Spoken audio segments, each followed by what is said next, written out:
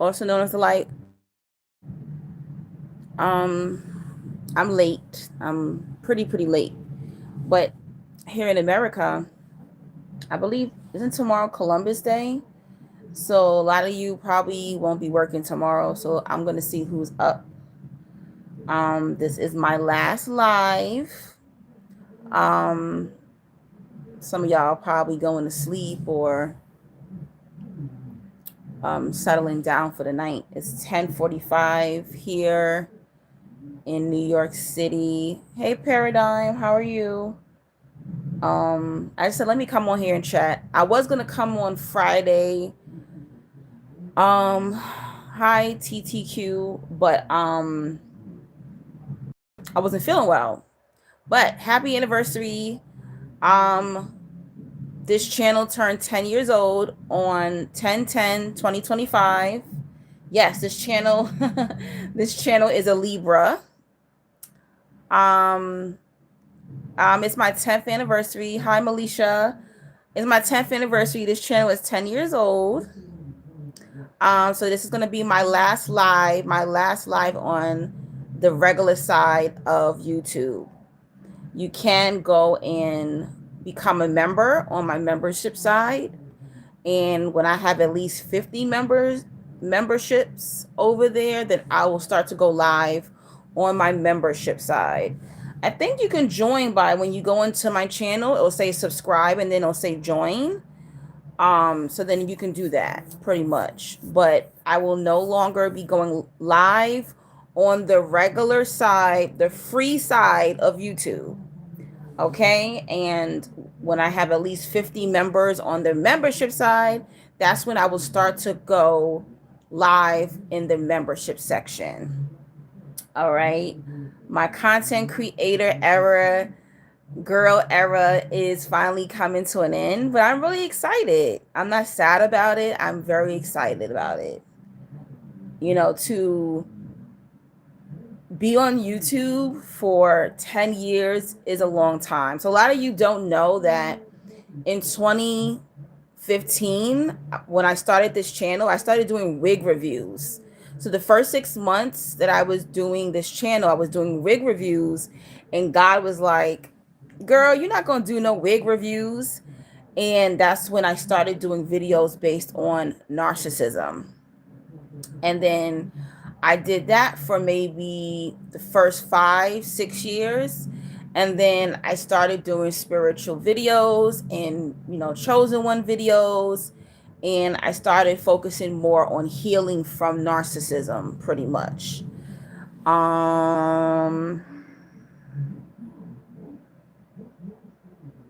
He said, but your subscription is at $13 USD. I don't know why it's saying $13 to subscribe. The last time I checked, it was $6.99. So I don't know where you get that from. Oh, you said $dollars? Oh yeah, I'm not gonna raise it yet. Not until more people join.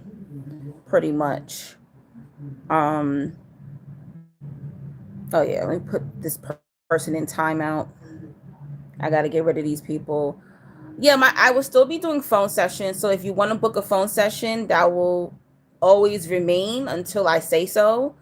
Um, yeah, so you can still book a phone session. You have to email me to book a phone session and find out what my schedule is. Yeah, oh yeah, I understand you. You said put it to $13. Yeah, I'm not gonna put it to $13 yet because I am not gonna be posting over there like that. And I feel like for 13, if somebody's gonna pay $13 a month, then that means that I need to be pumping out content. So for right now, I'm gonna keep it at $6.99, and I probably will do maybe 2 to 3 videos a month, and that's about it. When more people join the membership side, then I will raise the price. I need the money, but I am a person that I feel like people should pay for content. I'm not gonna just take your money and I'm not posting content on that side of the membership side. So if you join the membership, expect to only see probably about 2 to 3 videos a month. Okay. And they probably will be probably between like an hour, 30 minutes to an hour long, pretty much. Thank you, Cassie. Aw, thank you. Thank you so much. But yeah, my advice to you is, if you want to start a channel, if you want to start a YouTube channel, if you it's a lot different. It's a lot different. I really couldn't tell you, the algorithm is different. The government is watching people. They're more controlled. They've always been watching us. They've been watching us since the 80s and 90s, but there's more laws. You're being watched more by the government. 10 years ago, I think I saw one of my highest videos was like, I don't know. I think, what was it, like 27,000 or 80,000 views, something like that, some crazy number. I would never get no 27,000 views today in 2025, because, the internet has just become more evil. So if you do want to start a channel, do it.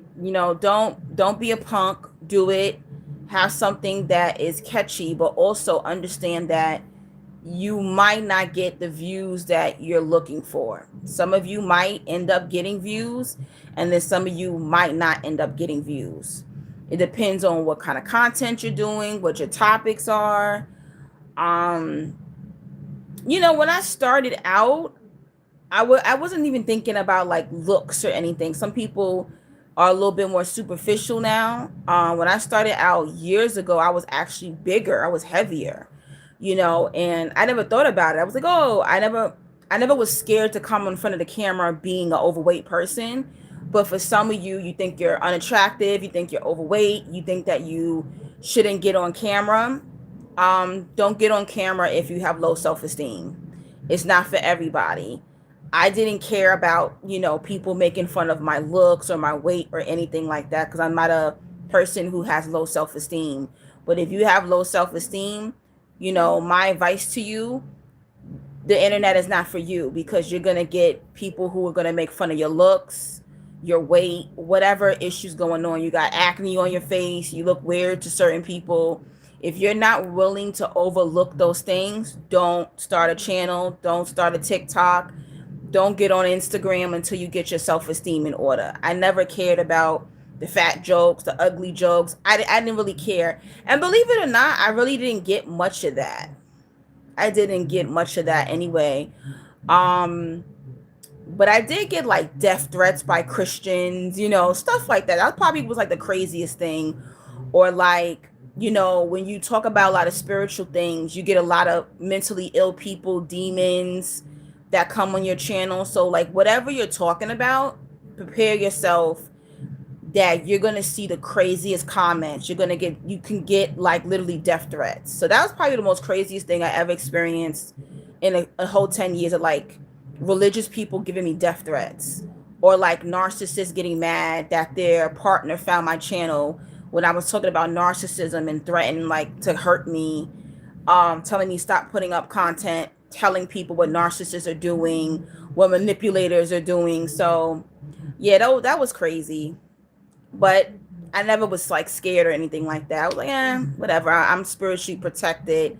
I don't give a damn. Let's see. What are y'all saying? Hey, Goldie, happy 10th anniversary. I feel you on the views. This app is incredibly saturated. Yeah, it's completely different now.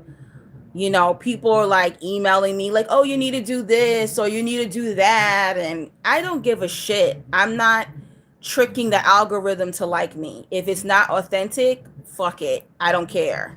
I really do not care. If it's not authentic, I don't care. Top tier. Yes, I've noticed that a lot of people are deleting their social media. Oh my gosh, yeah. So guys, I'm not deleting my channel. My channel will remain. You can watch the videos over and over again. I'm never going to remove my content unless like for some crazy spiritual reason, or I don't know. I don't plan to like delete my channel. I just will not be creating content on the regular side of YouTube. I will only be creating content on the paid side of my YouTube channel, which is the membership section, pretty much. Let's see. Thank you so much. Yes, click like, guys. Click like on the chat for me. Thank you. Goldie says, you a real one. I know good people. Thank you so much. I appreciate that. You acknowledge that.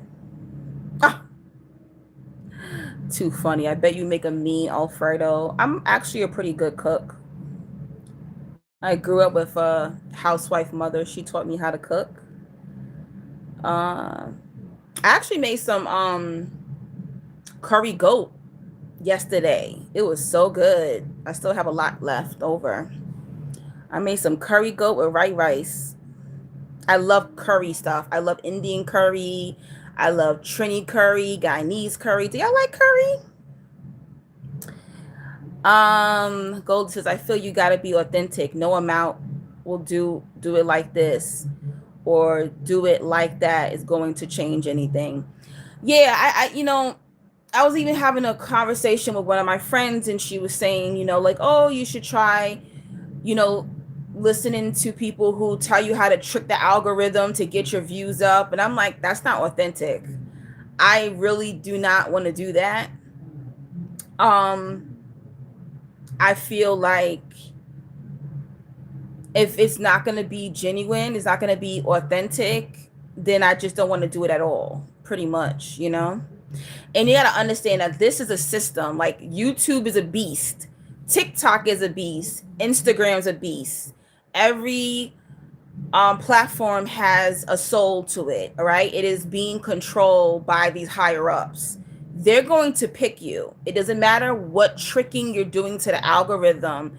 If they feel that they can't make money off of you, or they feel you're too genuine, or your content is too pure spiritually, you don't get chosen.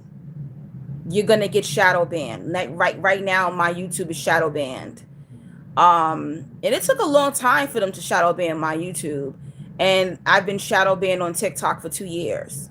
It doesn't matter. If once you're shadow banned, all that trickery and doing this and doing that to try to get, putting crazy captions, on your videos and doing all this stuff to trick the algorithm, that shit does not work. Once the monster, the system shadow bans you, no. Now, if you decide to create a new account, right, but then they have facial recognition, even if you make a new account, they still have facial recognition, and they're going to go, oh, this is another creator that we shadow banned. They have a new account. I literally watched this happen to my account. I remember on my TikTok, I posted a video and it was doing crazy numbers. And it allowed that video to do crazy numbers for 3 hours, and the system caught on to it. And then all of a sudden, it stopped pushing my video on the algorithm. Sometimes there's a glitch in the system where they go, oh shit, this person's shadow banned. We got to like bring down their views. Because I was like, wait a minute, I was getting like 50 fucking likes and all these comments within like 3 hours. It was like, I don't know what it got to, like maybe like 3,000 views or something like that. And then all of a sudden it just drops. No, they're doing that. They're suppressing people's content. They don't like your content. It's too pure. It's going to change the minds of the masses. They don't like that. They don't need to have these positive individuals. And a lot of time when you see like a lot of major spiritual content creators, a lot of them are fake. There's a lot of fake chosen ones on YouTube. I've come across them. Some of them have tried to befriend me. There's a lot of fake spiritualists on TikTok, on YouTube.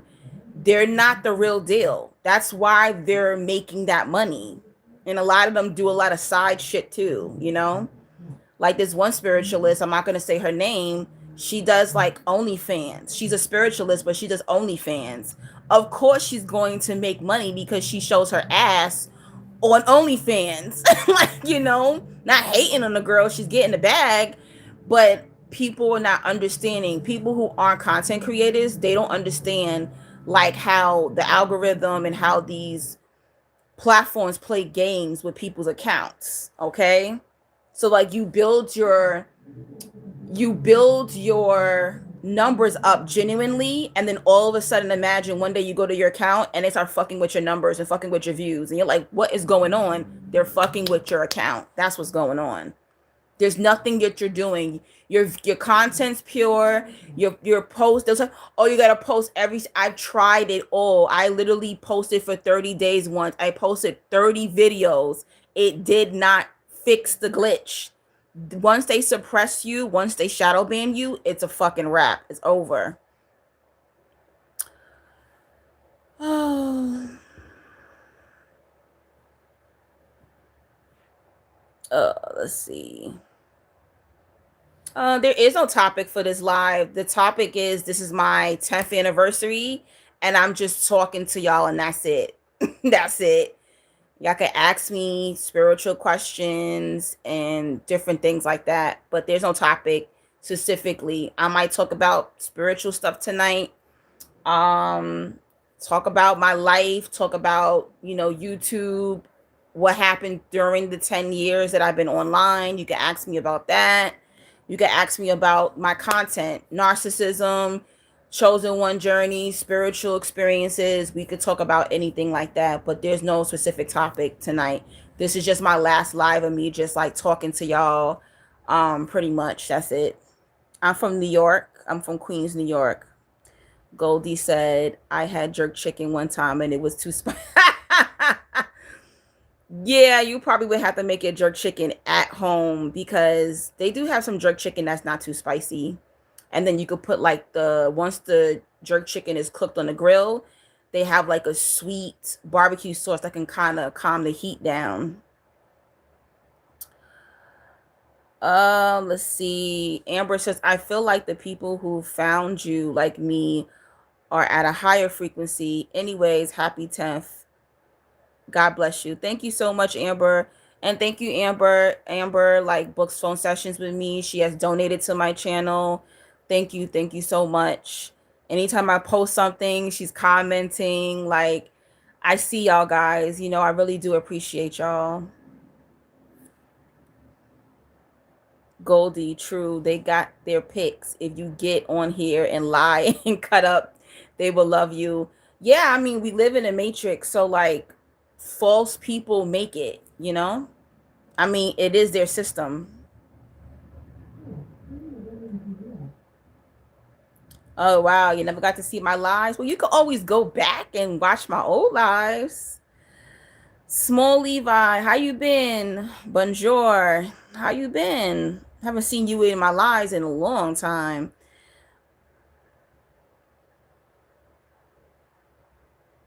Oh, really? Well, Casey, maybe I could talk about that goddess, more of that goddess stuff in the membership side. Maybe I'll do a goddess video this week. Just join my membership and it'll be in there if you haven't joined already. That's actually a good topic. I have goddess videos.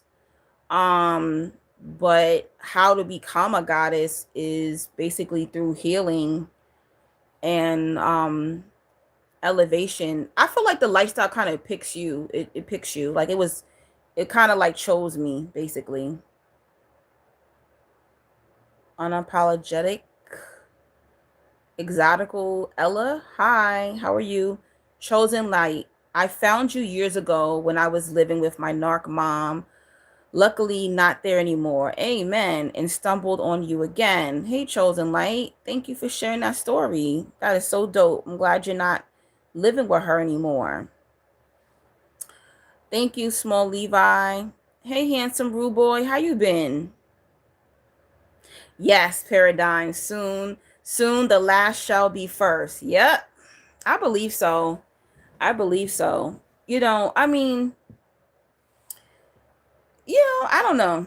I'm just thankful. If you feel like God is leading you to do a channel, whether it's spiritually based or not, go for it. Just do it. Don't sucker out. Do it. What's sad though? Excuse me, when I started 10 years ago, Let me just take a sip of my iced tea. I wish I had some wine, but I ran out. Um, I remember when I started, like, I'm gonna say maybe around 2016, 2017. There was a couple of people who I was cool with. They had a small channel like me. And I think back then I might have only had like 500 or 1,000. I had I had about 1,000 subscribers back then, I'll say. Oh yeah, subscribe to me because I do want to get at least 10K. All right. I feel like I deserve 1,000 per year. And I'm only at 7,600, I believe, right now. But anyway, I watched a lot of people give up. They're gone, guys. They're not on YouTube no more. They couldn't take it. They couldn't get past 1,000 subscribers. They couldn't take not only having 100 views on their video. They're gone. There's only one young lady that I see sometimes. She comes in and out of my comments. Everybody's gone. They couldn't take it.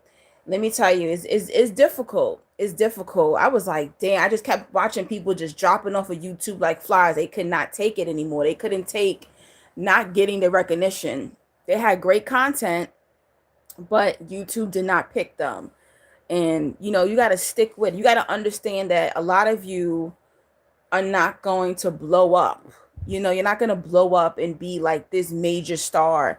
And it's sad because especially the younger ones, I'm in my 40s, but the younger generation, the Gen X's, y'all are seeing people like Kai Cenat, and all these people, they're like talking about bullshit and they're millionaires. They're getting inducted with people in Hollywood and stuff like that. Like, don't let that discourage you. Like, if you have spiritual things to talk about and you're young, or even if you're older, do it. First of all, I want to say that I didn't start my channel until I was 31, guys. I was 31 years old when I started my channel. So no, you're not too old and you're never too young.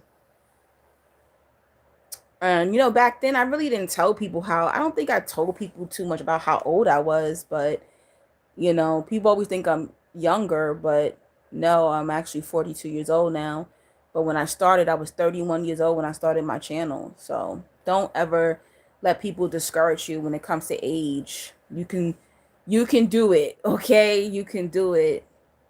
And say if you think you ugly or you think you too big or whatever the case is, you can record your voice. Put beautiful pictures up on your videos and just record your voice, and people are still going to listen to you. Some people like to listen to YouTube just driving or when they're cooking and stuff like that. As long as people can hear your voice and they can hear your message. You don't want to show your face? Cool. I'm going to be real with you. I kind of wish I never showed my face. I wish I would have did content and never showed my face, I don't know why. I just felt more comfortable that I wish I could have hid my identity in the beginning, But sometimes your look is part of it, I look like I'm in my early 20s. No, I do not. But thank you. I think I look at least over 33. But thank you for the compliment. Okay, let me go back. Yeah, let me see. I don't want to miss anybody's. Oh, y'all talking to each other. Okay, cool. Chosen License. I remember back in the day, we had channels like Narcissism Survivor, Delusional, Dispeller, Mary Ann, Real. Yup, Raw Narc Abuse Survivor. Yup. I was back there with all of them. I started right when they started. Definitely. Congratulations on your 10th anniversary. Thank you for being there during the pandemic. Aw, I was in love with a covert narc man, and your videos helped me so much. Also, Angie Atkins. Didn't she pass away, right? Yeah, may she rest in peace. In the British guy. Yes. Rest in peace to Angie Atkins. She was really good at the narcissism as well. if y'all remember my narcissism videos, I know that y'all have been here for years. Let me tell you, when I stopped doing narcissism videos, people were so mad at me. They were like, "What? You're not going to do narcissism anymore?" They got pissed, guys. They were so pissed. Oh, that's a good question. I'll answer that question top tier in the membership section, but that's a good question. They said, since men charge up off of women, how can us women charge ourselves up? How can we preserve life force energy? Like, does exercise and eating healthy help? Yeah, it does. I mean, like for me, um, I let me tell you something. When you stay in your own energy, is how you preserve your energy if you're a positive person, right? For me, I'm like a water person, right? So I charge up off nature. Okay? So if you're a toxic woman, how are you going to charge up anybody? If you're a toxic woman, not just when it comes to like eating unhealthy or anything like that, cuz I'm an overweight woman and I'm a very positive person and people always are trying to extract light and energy from me, um because of how powerful I am spiritually. But for me, I literally charge up off of nature. I go to the parks, I sit near trees, even if it's cold, I'm near water.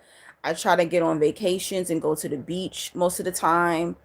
Yeah, you can charge up off of keeping yourself healthy, but you have to keep your spirit light. You have to keep your spirit clean.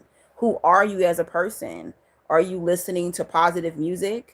Are you watching positive things on television? Are you reading positive books? Are you practicing being kind? When you keep your energy pure, you ain't gotta keep recharging yourself in nature. You ain't gotta keep recharging yourself by being around other women who are positive, you know? Nah, I'm not no doctor, but I am a healer.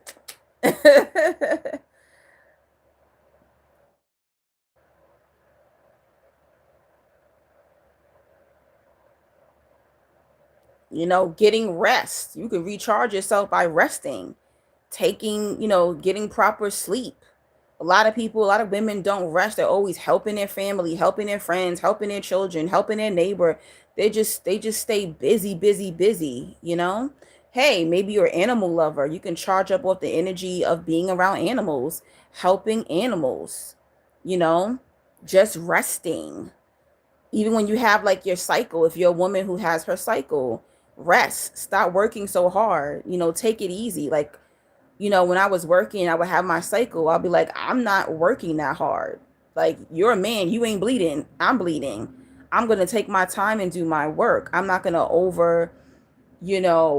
work during that time. It's called a period for a reason. So even just proper rest, knowing when it's time to use your PTO, take a day off from work, go on vacation, that's how you stay charged up. Stop getting in drama. Stop sleeping with dirty men. Stop sleeping with men who are demonic. That's how you keep your energy to yourself. Go celibate. Go abstinent. That's how you keep your energy to yourself. Stop spreading your sexual energy to everybody. Okay. But I'll answer more of that question in the membership side. Narcs are very vindictive, unapologetically says Ella. Angry and everybody with a good heart. Congratulations on your 10th YouTube anniversary. Thank you so much. Chosen light. I can isolate 24/7 and not lose energy. I'm a loner, introvert, and I'm a water sign. Which are you, a Pisces or I'm trying to guess. People use my energy to manifest, especially sexual, so I stay to myself. Yeah, like keep that energy to yourself. I like to be alone. I lately started like I love matcha now. It's not really good to be doing that, but once a week I go to like a cafe. So now I'm just like, trying out new cafes that have matcha. I love bubble tea or like Thai iced tea.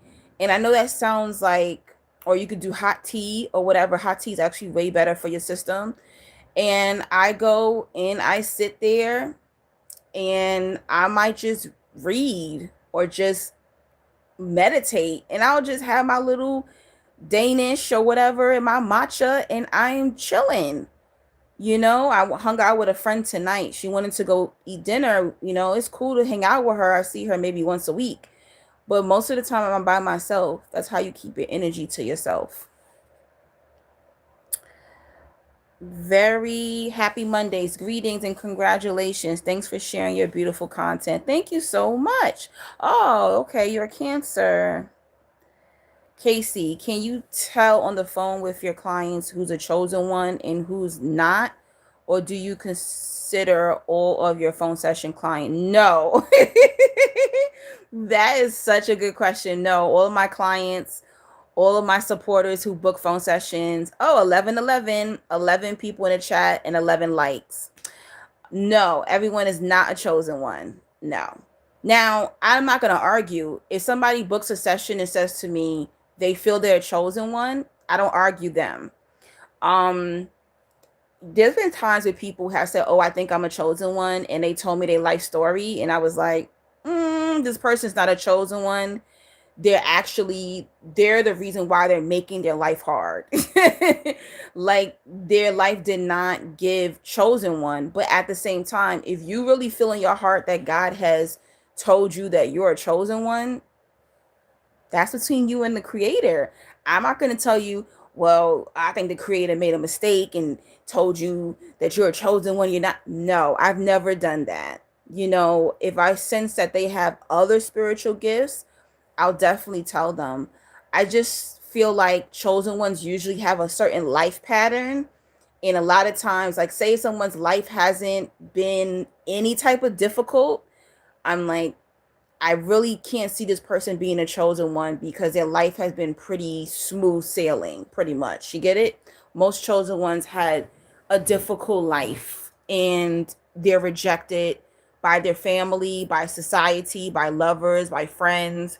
So if you're telling me like, oh yeah, I have a loving family and I have everyone love me, like all my ex-lovers love me, all my friends love me, I'm like, I don't see how you're a chosen one, but okay, that's what you feel. Cool. I've had some people who are just mentally ill too. That happens too. Some people have spiritual psychosis. I've had a couple of clients who are just suffering from spiritual psychosis. And I asked them about their mental health and stuff like that. But sometimes if a person tells me their story, I can definitely tell if they're chosen one or not. A lot of times, I would say maybe 70% of the people that book with me, they either have a spiritual gift, a high calling on their life, or a chosen one. Now, you can have a high calling on your life and not be a chosen one. Okay? That means like you're meant to do something, but it doesn't mean that you're a chosen one, basically. Hello, butterfly.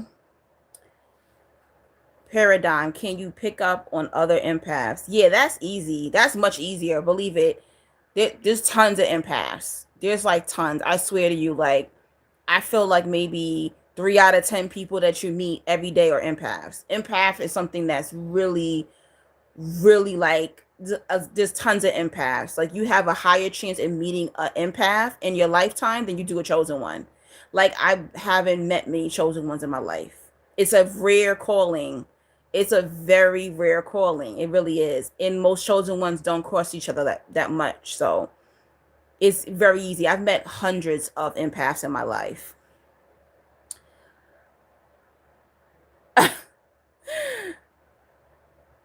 Chosen ones are angels in human form. I agree. Self dates are the best. Small Levi said, I'm listening with my Bluetooth at work. Good. Don't get caught. I hope she considers me a chosen one. Green tea is very healing. It is. I like green tea. I had green tea the other day. I bought my friend a green tea. She didn't like it, so I took it home and drank it. Oh my goodness.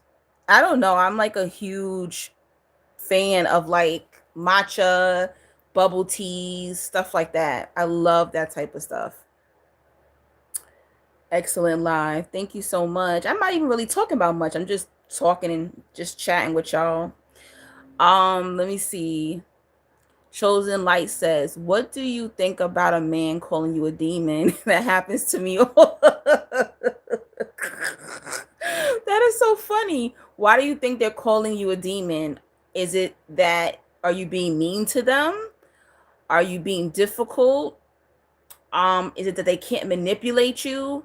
You know, I've been called. I've never been called. No. I've been called a demon once by a man, and he turned out to be a demon himself.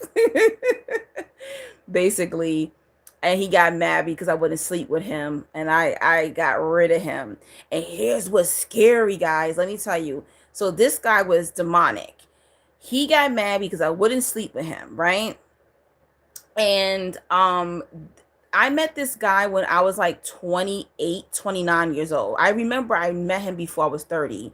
So I think I was probably about 28 or 29 when I met this guy. Do you know recently I think I was on TikTok. This guy found my TikTok. This guy found my Instagram. I want you to do the math. That is almost 13 years ago that I met this guy.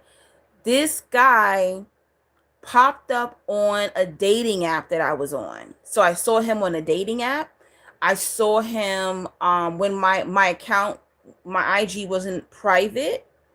I think it was last year. Was it last year when I deleted my old Instagram?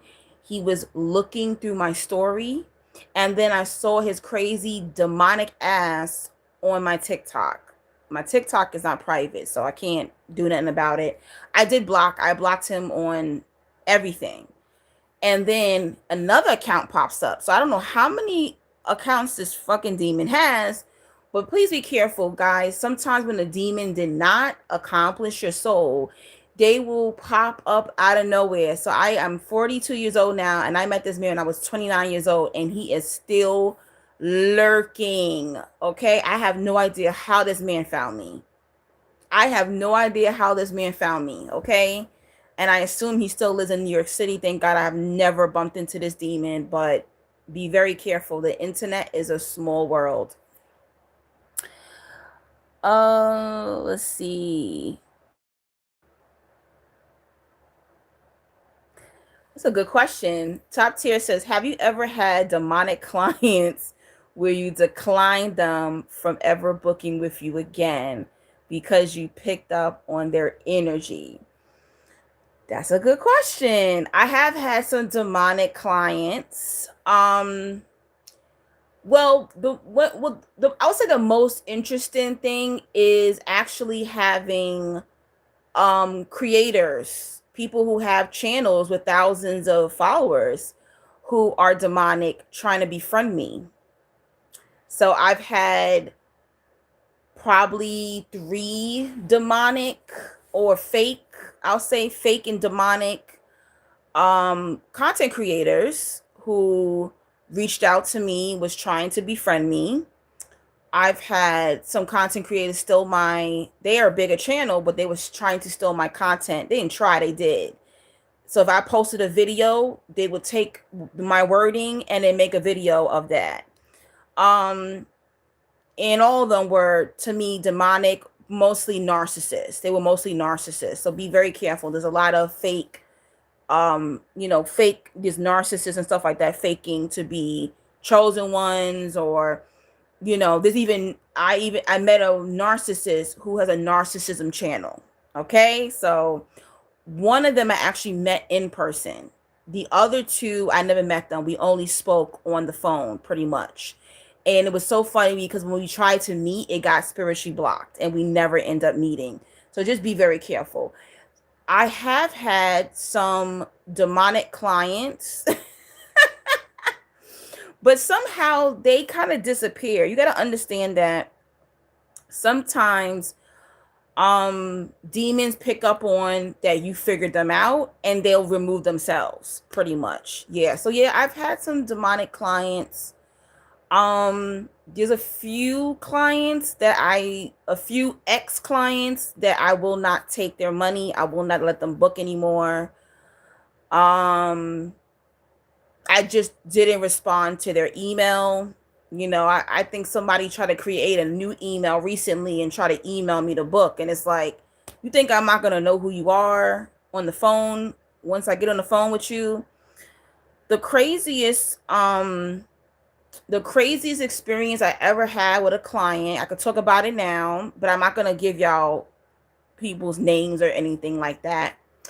I had a person book a session with me and asked me what was the best way that they can kill their parents. That was the craziest thing I had ever experienced in my life when, in conversation. So that was the craziest experience that I had. I talked to her, from that time I checked, she's not in jail. She didn't kill her parents. Her parents are still alive. Basically what happened was this woman was mentally ill. And I already know that if I had a degree, I don't have a degree. I don't have a psychology degree. I would have had to report her, to the board and get the cops involved and stuff like that. But yeah, that was the craziest. And I never let her book with me ever again. I think I might have emailed her to check on her, and the last time I checked, her parents were alive, and I basically told her, like, don't do it. You're gonna get karma. And she was like, oh, I didn't think that I would get karma for this. And I was just like, yeah, you're gonna get karma. Don't do it. Just do what you gotta do. Move out the house. Get away from them. And it was crazy because she just wanted to kill them for money. It wasn't like they were being mean to her or anything like that. It was all based on money. So yeah, there's a lot of yeah. But yeah, from time to time I do get mentally ill people who are experiencing spiritual psychosis who book with me. Okay. I'm not afraid to tell people, look, you cannot book with me. But mostly I just didn't respond. When they reached out to me to try to book, I just did not respond to them at all. But that was the craziest. All right, let's see what y'all talking about.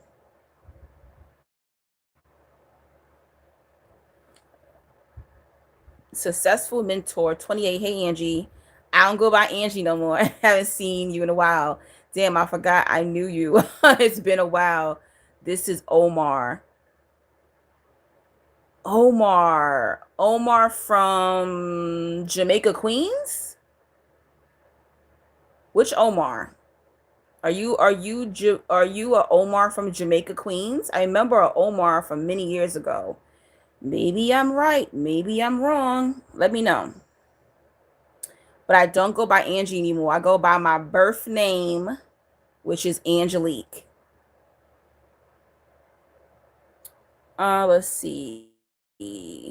What the hell? Chosen chosen like I don't like people that scare me. How I pronounce your name? Richa or Risha?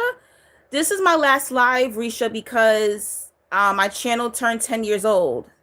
That's why. So I'm retiring myself out. Do chosen ones suffer because of past karma? That's a good question. I believe in multiple lives. I do think that some chosen ones are paying karmic debt in this lifetime. I do think so. But I don't think every chosen one is paying like karmic debt. I mean, I think everyone pays karmic debt, but I don't think that every chosen one, is paying karmic debt. Some people go through a lot because they were just specifically chosen. Their spirit was powerful enough, or they chose to live that life in this lifetime. That's what I just believe. Let's see. Do you actively use the 12 universal laws in your daily life? No. I have a book based on it, but I don't. I'm not going to sit there and lie to you.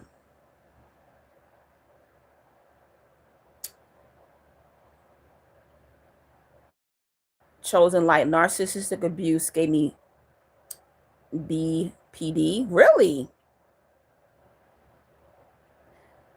Omar, I don't remember how we met. I think I met you online. I'm gonna assume like Facebook days, either Facebook or Instagram. That's what I remember. Omar, Risha, Richa or Risha. It's a nice name. He said, "Why are people so nosy these days?" Yeah, I remember. I remember seeing you in a Taco Bell many years ago. That's a long time ago, Omar. That might be 10 years ago. I don't think I've seen you in like 10 years. You're a Leo too. Yeah, I remember it was the Taco Bell on Jamaica Avenue. That's a beautiful name, Angelique. I will write it down for my future daughter. Aw, thank you. Angelique, if you ask us if we're a chosen one, will you tell us? Yeah, if I sense that you're a chosen one, I will tell you. Once we get on the phone and you're telling me your life story, then I'll be able to pick up on it. I should be able to pick up on it, but it's all about the information that you give me and what your challenges are. Because sometimes people think they have a hard life, and that just means they're a chosen one. Nope, that just means you have a hard life. When you're a chosen one, you're gonna know. You're gonna know. You didn't have a name for it because chosen one. I don't know who created the name chosen one, but you knew something was different about you when you were a child. You knew something was off, right? And it's not just you have an effed up family. Everyone treats you a certain way, even like nature and society treats you differently. It's weird. It's crazy. Paradigm says, how do you manage your ADHD on a day-to-day basis, Angelique? Just curious because I have it too. That is such a great question. I feel like when I was younger, I think you're still in your 20s, or are you 30 yet?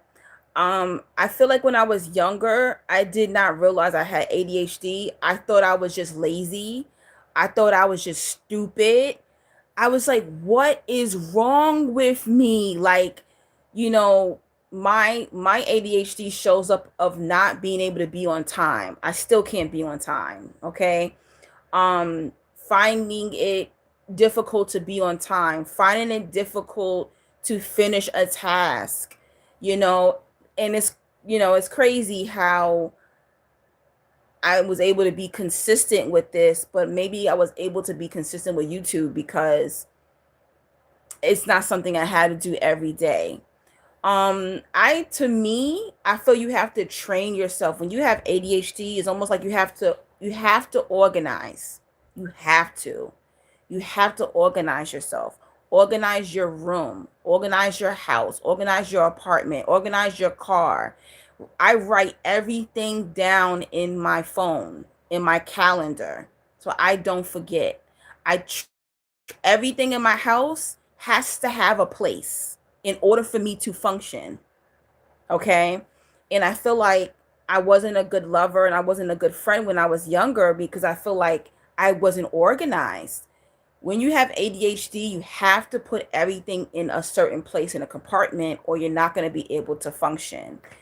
I wasn't late. This job that I just left, because it was a seasonal job, September 21st was my last day at this job. So keep in mind, guys, I'm unemployed right now. So that means that I need y'all to hit me up with them donations, okay? um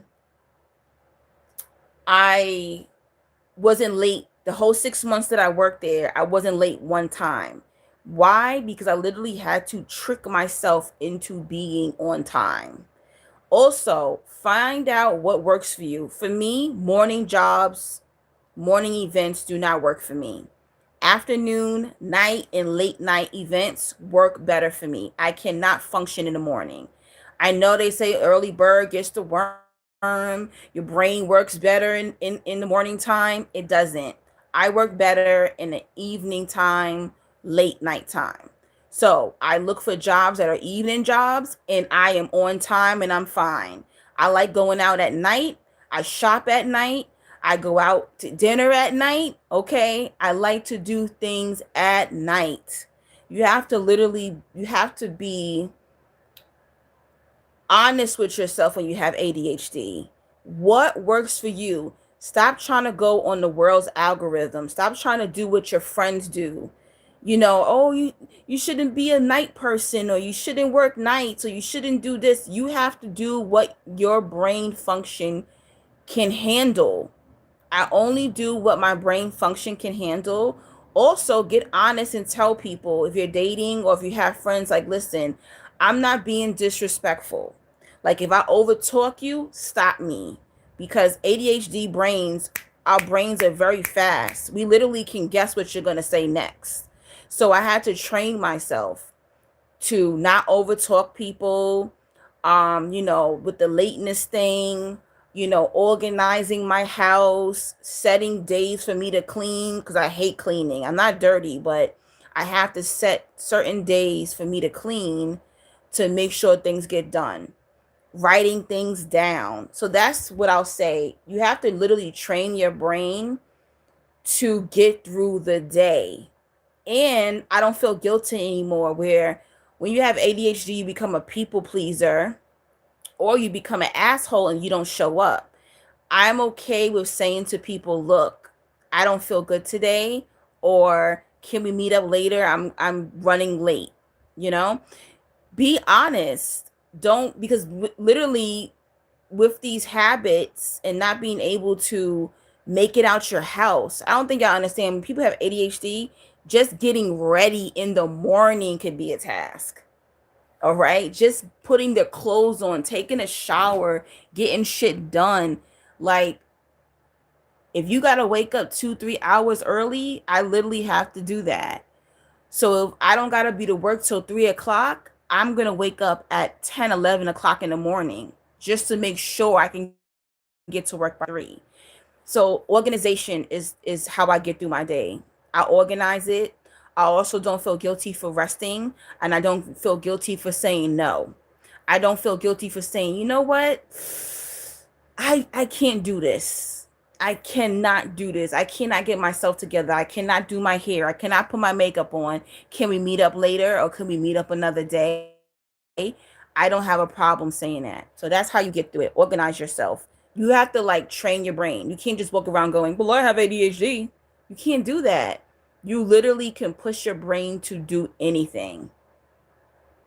Hopefully that answers your question.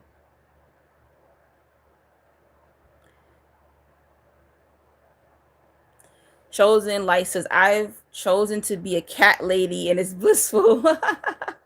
That sounds so cool. I'm more of a dog person. Cats don't like me. 10 years ago feels like yesterday, in my opinion. Wow, really? 10 years ago feels 10 years ago to me. It really does. I'm like a completely different person in comparison to 10 years ago. Amber says, wait, can you tell me if I'm one or not, Angelique? You've never told me. I'll tell you. I'll email you, Amber. I'll email you. Risha says, I'm going through something spiritual, seeing number 44 all the time. Can you kindly guide why the number 44? I believe 44 is an alignment number, but research 44. There's so much information online. That's a master number. 44 is a master number.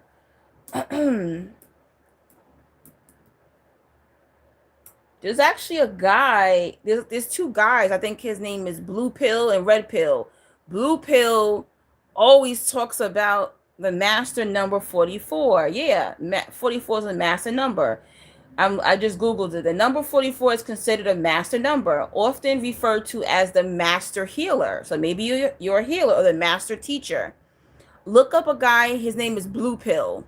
Go follow him. That's like his whole content was on the master number 44. I'm not like a numerology person. As a master number 44 is associated with the spiritual wisdom, practical manifestation, and the harmonious balance between the spiritual and the material aspects of life. So if you're seeing 44, maybe that's the universe trying to let you know that you're a master healer or a master teacher, and you should have no problem manifesting spiritual and material wealth. So get up on it, research it. I'm telling you, that's how I learned. When I was younger, I would spend time in the library. I would sit on the floor and just read books all day. Then, internet became more prevalent internet in the household. Because see, back in the day, we had dial up, right? So I didn't get a desktop until I was 20 years old. Okay, I didn't have a desktop computer until I was 20 years old. Let that sink in, guys.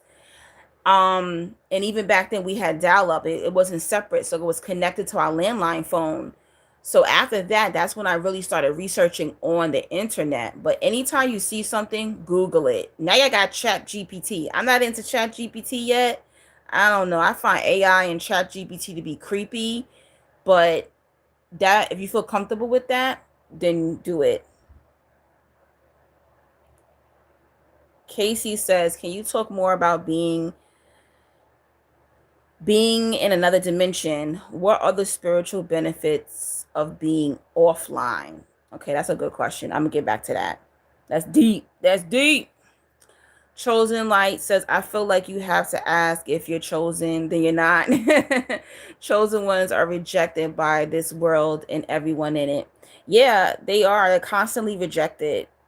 And like I said, I remember when I was a kid, I was like, something's not right here. And I would like do tests where I would tell a friend to do something and then I would do it, but then I would get in trouble for it and they would get away with it. Or like I would try to go do something and everyone would look to me and nobody would look to like my friends. And I was like, why is everyone always looking to me? Like, why is my family always looking to me? My friends are looking to me. Strangers are always looking to me to like lead and guide. I was like, what is that? I was like, something's weird here. Like, I started noticing maybe like around a little bit more around 11 or 12 years old. That's when I was like, something's off. But there was no one talking about chosen ones back then.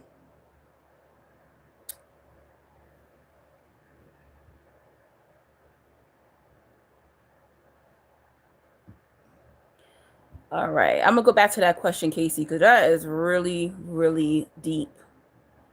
Like, some people are just curious. I feel like it's not one size fits all. Oh, they're talking to each other. Y'all talking to each other. I'm glad you're doing good, Omar. I didn't even know how you've been following me all this time on my channel. That's crazy. Wow, I haven't seen you in years.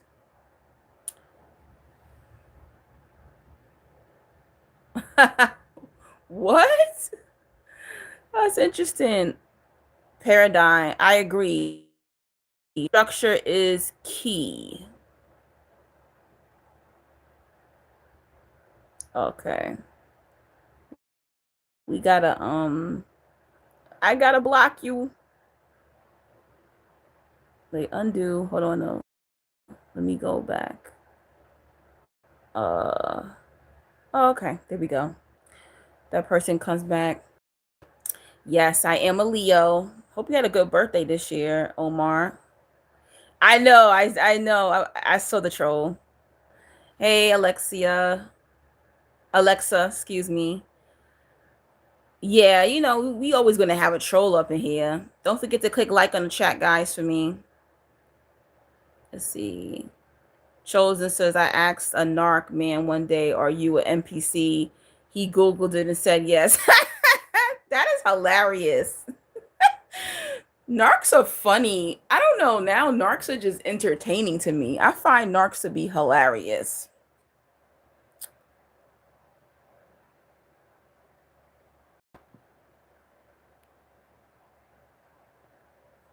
Thank you. Thank you. Thing about us Leos is if anybody does anything to us, our sign represents karma. You think so? I think everybody represents karma. Oh, what's up, Ashley? How you doing? Hey, Queen Angelique. I'm happy to catch alive. I've been following you for years. I wish you continued growth and peace. Thank you so much, Ashley. Thank you for your generosity with donations, with supporting. I think you also when I had my what was it called? When I had my other account. What's that account I had? Oh my goodness, it was last year or 2023. Oh my goodness, when I had that other account. Thank you for joining and supporting financially. Thank you for your kind comments and your comments on astrology and things like that. I really, really appreciate you. Thank you so much.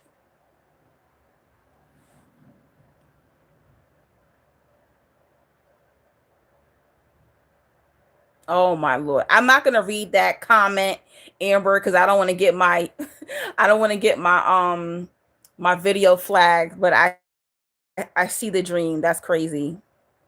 Yeah, the dreams have been crazy.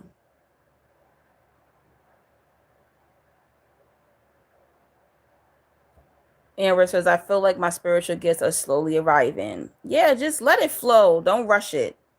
It'll come to you. Paradigm says, chosen ones are pillars of light, pretty much. Yep. Before the chosen one videos existed, I thought I was cursed. Oh, wow. Okay. Yeah, a lot of people said that they felt they was cursed.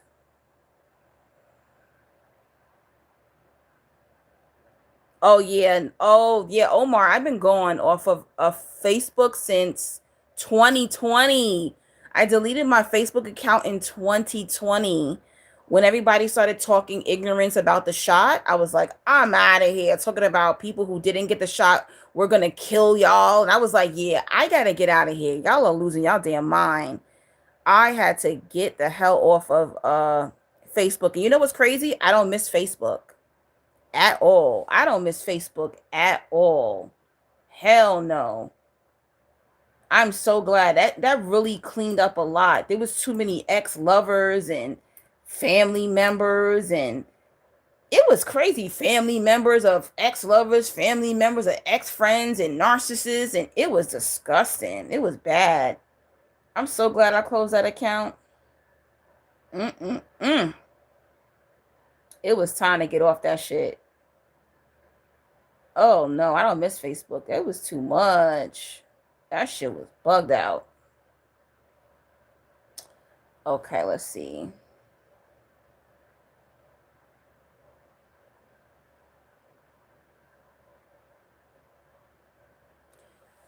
Sorry, I was trying to get into my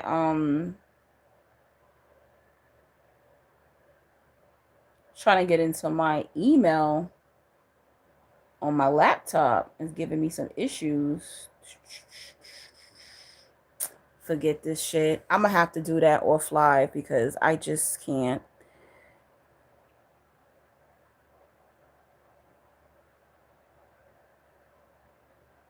Casey says I just ordered dragon's blood incense and cedar wood incense. Which do you prefer? I like the dragon's blood. I don't use the cedar wood incense too much. When I use incense, it's usually like very sweet scents. But dragon blood is nice. You know, I like the dragon blood better than regular sage.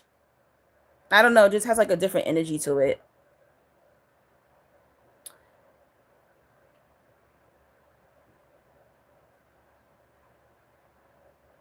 Yeah, I still have the Angelique the Goddess account. I just don't have any content on there. I'm probably gonna delete it or just leave it just in case I want to use it for something else.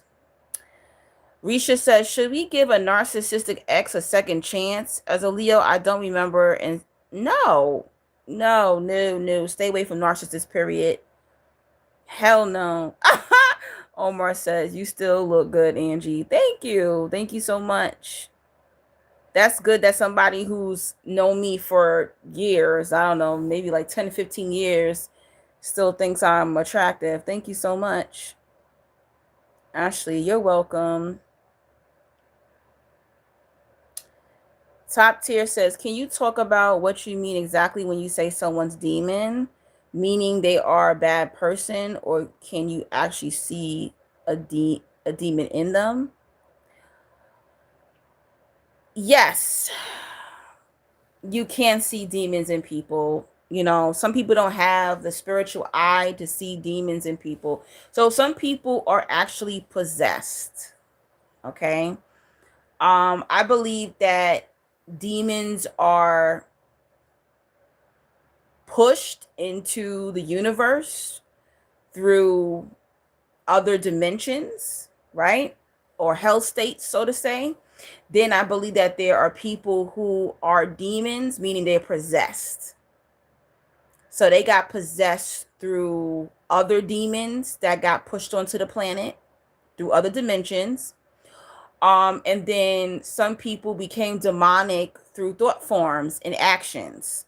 So somebody can become possessed, like say somebody got molested or someone got essayed or somebody was doing drugs, you know, alcoholism.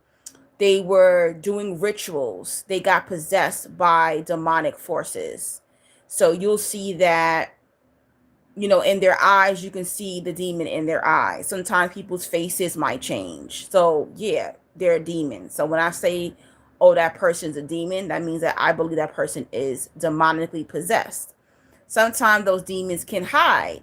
So you could be talking to your coworker and their demon is able to hide. They go to work, but then when they are at home, they're doing all types of crazy things to their family or their spouse or their children. They're possessed. But demons are amongst us all the time. Just that some of you can't see it. They're your bosses, they're the person you sat next to on the train, they're the person who was trying to follow behind you when you were walking. They're everywhere.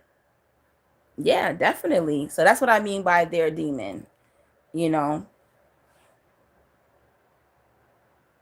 Then there's going to be demons that are coming in and out from other realms. Like I've seen that before. Like, you know, when people say, oh, I saw something in my room, I saw something in my closet, I saw something, you know, underneath the bed or something like that. Yeah, like I've seen demons in people who are possessed, and I've also seen demons that are able to like come in and out, like walking through the walls or, you know, walking in the streets and stuff like that. Yeah, you can see that too. But they're not like a demon that's like has a job or, you know, a family pretty much. They're going in and out of the planet pretty much. They're going in and out of dimensions and you can still see them. And they can try to attack you pretty much. Or attack others. So you're still on Instagram, Omar. Okay, okay. Handsome Rude Boy say, yeah, Facebook is trash. Chosen says Leos actually represent knowledge as you're ruled by the sun. As a Cancer ruled by the moon, we seek the hidden knowledge. Very true. Some Leos are very psychic from my experience. Yep, I am very psychic. That's true. Thank you for the compliment, Omar. You know what? They say Cancers are intuitive sign. I haven't came across a lot of intuitive Cancers, but I've heard it. I know other people who experience that pretty much, you know? Yep, I'm still in New York. I've been around really psychic Pisces and really psychic Scorpios, but I just haven't came across psychic or intuitive Cancers. But I that's what I hear. I heard that they're really intuitive. Now I've been around some who, you know, they're really in tune with their emotions, but not like the psychic thing, you know. They're spiritual.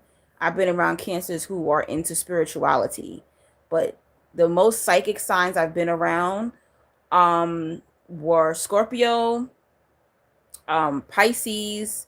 I didn't like really notice that until later on because I was like Pisces. Pisces aren't psychic, and then I'm like, oh wait a minute, yeah, I've met a couple of Pisces who were psychic. But they didn't use it for good. I would say that a lot of Pisces that I met did not use their psychic abilities for good.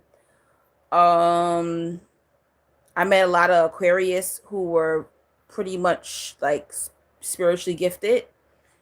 Um, Leo is too. Leo is a psychic sign, but I think their heart, they don't listen. They don't really, they let their ego and their heart get involved, and they don't listen to what spirit is telling them. But they're really really good with character, believe it or not. They trust too easily. That's what it is. I don't. I used to, but yeah. Who else I feel is a psychic sign too? They just be magical. But yeah, I'll say Aquarius, Scorpio, Pisces, Leo, and it's one of the sign too that's really spiritual. I can't think of it. But yeah, those are the signs that I feel like are like the most spiritual. I feel like other signs, they go to like more of a dark side. Like even if they're gifted, I feel like they're just more into darkness pretty much. Which is fine, that's your thing, you know. Let's see. very, very happy Monday said, you said the quiet part out loud. I gotta get out of here. Facebook.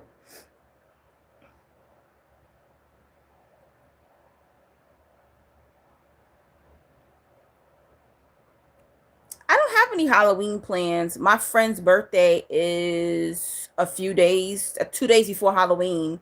So she wants to do dinner, but I don't really celebrate Halloween. I feel like I'm a Scorpio moon, so I feel like my whole life is Halloween.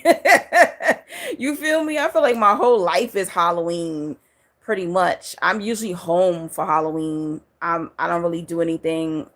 I don't be doing magic or rituals on Halloween. I mean, that energy is very powerful.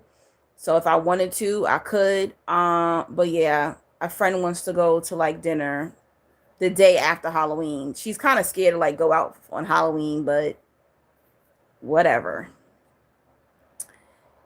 Let's see. Wow, that's D. Thank you for explaining this. Crazy. I can't even get into what God just got me out of. Just wow. Well, I'm glad you're surviving, Omar. Top tier, do demons normally live long or die younger? Oh, that's a good question. Hmm. Well, demons, like I feel like demons from other dimensions could be centuries old. They can be around for a long time. Like you ever seen like those movies when somebody's possessed with a demon, and it'll be in a child, and they'll ask a demon like, "Oh, how how long have you been here or in the bloodline?" And that demon will let them know like it's been around for centuries. So some demons I feel like have been around for centuries pretty much. But a demon a demon could go into a child, and you're looking at the child as if, that's a baby, that's a child, but really the demon within them is centuries old. You get it? So it's technically not a child anymore, you know? Like that movie, what's that movie called? With Stephen Hopkins. I want y'all to see that movie. Ooh, this laptop is hot. I'm about to burn up my damn leg. Oh no. Damn, what is that movie called? Let me look it up real quick. Stephen Hopkins. Forgot what that movie is called. I want y'all to watch it. Let me see. Is this Stephen Hopkins? Oh boy. Let me see. No, let me see.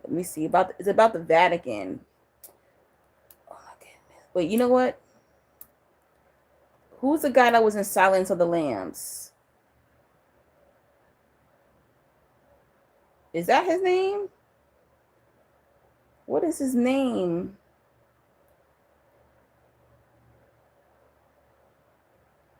The guy that played in Silence of the Lamb. Oh, Anthony Hopkins. Excuse me. Anthony Hopkins. I want you to go watch that movie because that movie was good. He looks so creepy. What is the name of that movie? I'm trying to look for it right now. He did a movie where, okay, Anthony Hopkins. Um, I'm looking it up right now. Give me a second. Anthony Hopkins priest movie. Oh, it's called The Right. Yes, that's what it is. Let me see if I can show it to you. Can you see it? Go watch that movie, The Right. All right. That movie is so good.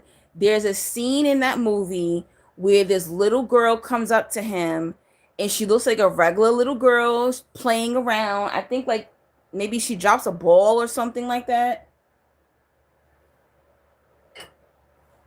He looks at her and he ends up grabbing her up.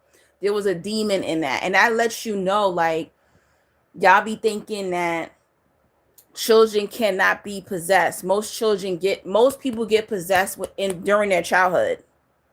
Most people, when they're innocent, they get their innocence taken from them. This is why they be doing rituals on children, okay?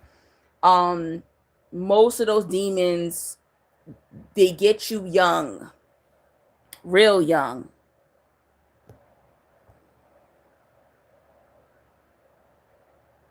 You believe demons die young? That's interesting. I don't think so.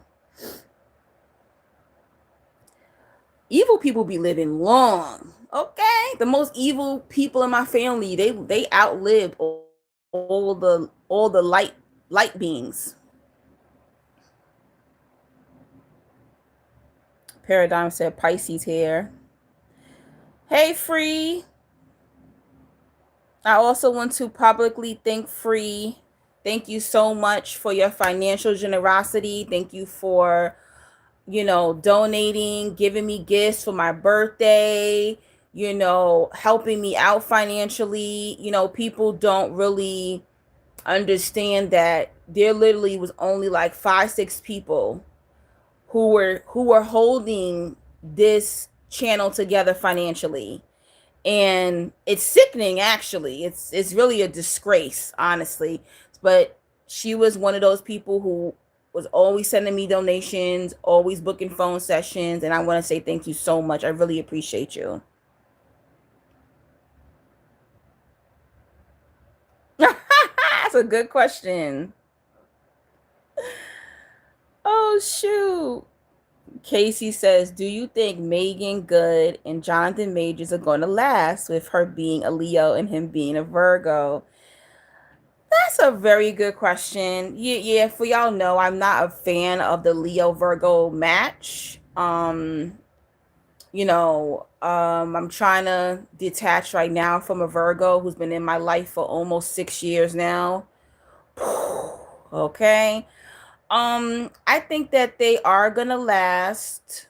I don't pick up divorce in their marriage. I think this marriage might last. Her last marriage, she was married to an Aries. They lasted for 10 years.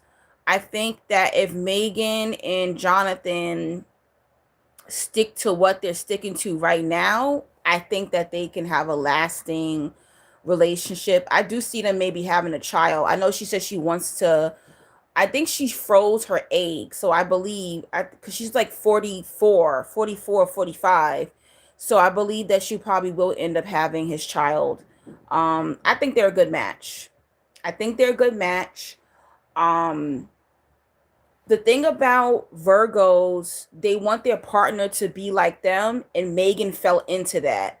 My ex-partner wants me to be like him. I don't want to be anything like my ex-partner. So Megan and Jonathan found fitness together. They have a fitness company. She looks amazing. His body's banging, her body's banging.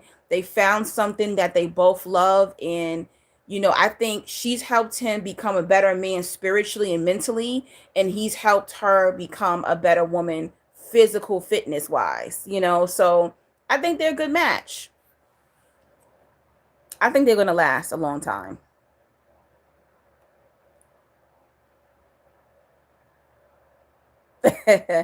Yeah, Leos are hard headed, but I consider myself a healed Leo.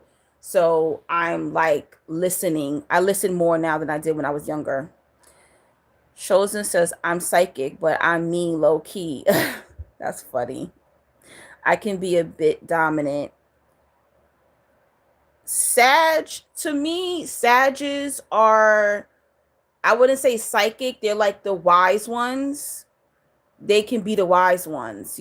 Sages, when you talk to Sages, you be thinking they older than what they really are. They are intelligent, but the problem with Sages is they think they're always the smartest one in the room, and they're not. They're not. A lot of times when I talk to Sages, it's like, I'm so fucking smart. And it's like, no. And the thing about it is, Sag is really good academically. They're good with business. They're good with giving, people wisdom, but they're not really good at relationships and friendships. They're not. They have to master that. That's something that they're really not that great at, especially Sag men. They're not. You know who has a good Sag? Sierra, the singer, she lucked up with him. He is such a healed and balanced Sag. That's the most healed, balanced Sag I have ever seen in my life. But a lot of Sages, you know, they know that they're intelligent and they're wise and all that good stuff, but they have to work on relationships.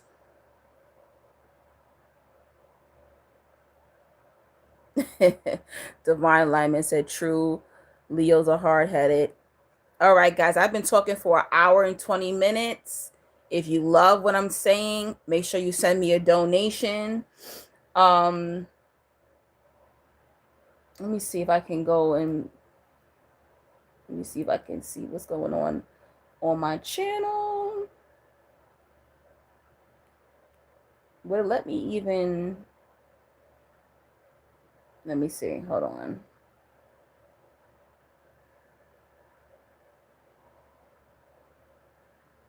Oh, snap. Let's see if I can get on here.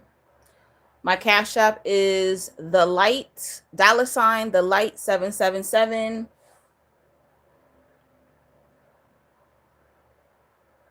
Oh, wait a minute. Hold on.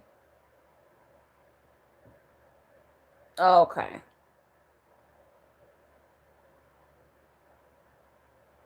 But anyway, yeah. My Cash App is $ the light 77, and my Zelle and PayPal is Neo Angie 3000 at yahoo.com. All right. Let me see.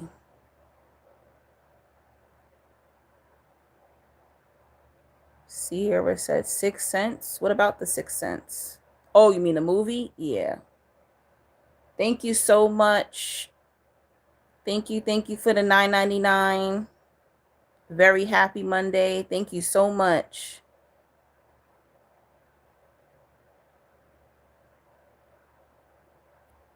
Let's see.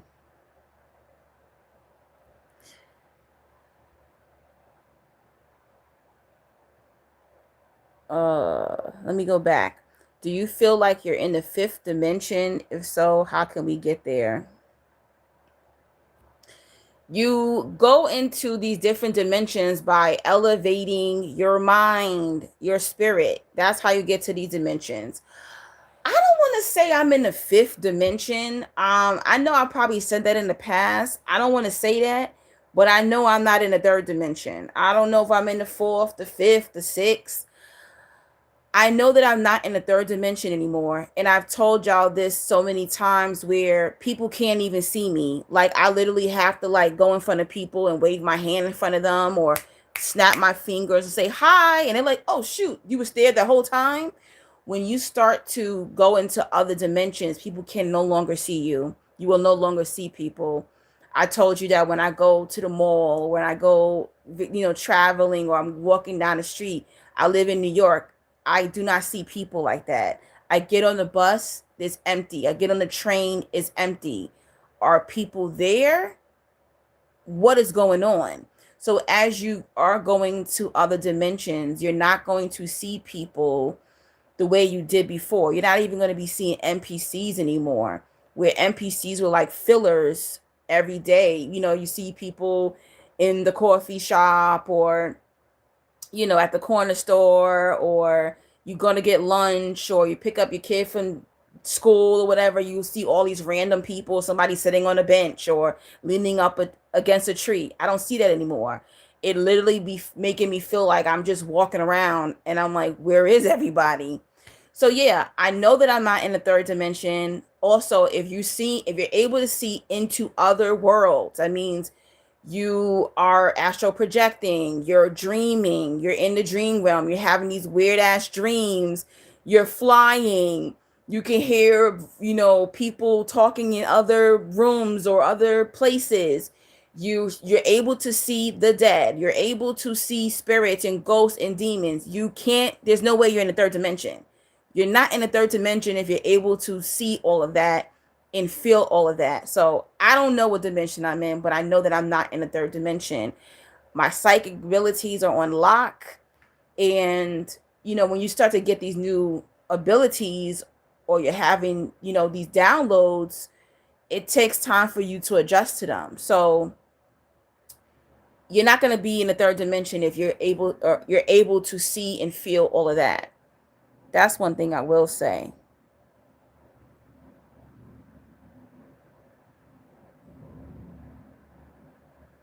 I had a good day. I'm just over this rain in New York. I really am. But I hope everybody had a good day. I'm sick of it. And it's supposed to rain until Wednesday in New York. I'm just sick of it, guys. But please pray that I find another job, because the job that I had was seasonal and it was only 6 months. And I tried to apply for unemployment and they're rejecting my unemployment application because they're saying that I didn't make enough last year. Guys, I'm fucking over it. Of course I didn't make enough last year because I wasn't working on the books last year because I was looking for a job. Like, guys, I'm telling you, man, just pray for me. That's really the only focus right now is money. Battle says, no, your last live. Yeah, it's going to be my last live on the regular side of YouTube. But I do have a membership where people can join for $6.99. And when I get at least 50 people to join, then I will start going live in the membership section side. But yeah, y'all won't be seeing me on live for a long, long time. Top tier says Aries man and Cancer woman.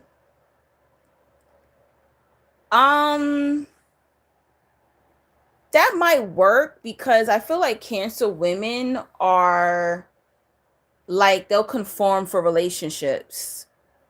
I feel like Cancer women, they take a lot. They take a lot romantically. And Aries is a handful. Aries man is a handful.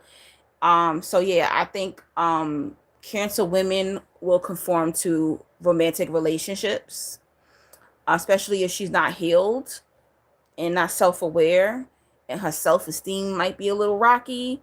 But I feel like Cancer women, they have more tolerance for men. So I think an Aries man and Cancer woman could work. Like, because a Cancer woman's gonna get that bag, the Aries man's gonna get that bag, but the Cancer woman, she could be more homebody and be focused on money, where the Aries man, he makes money, but he has fun too.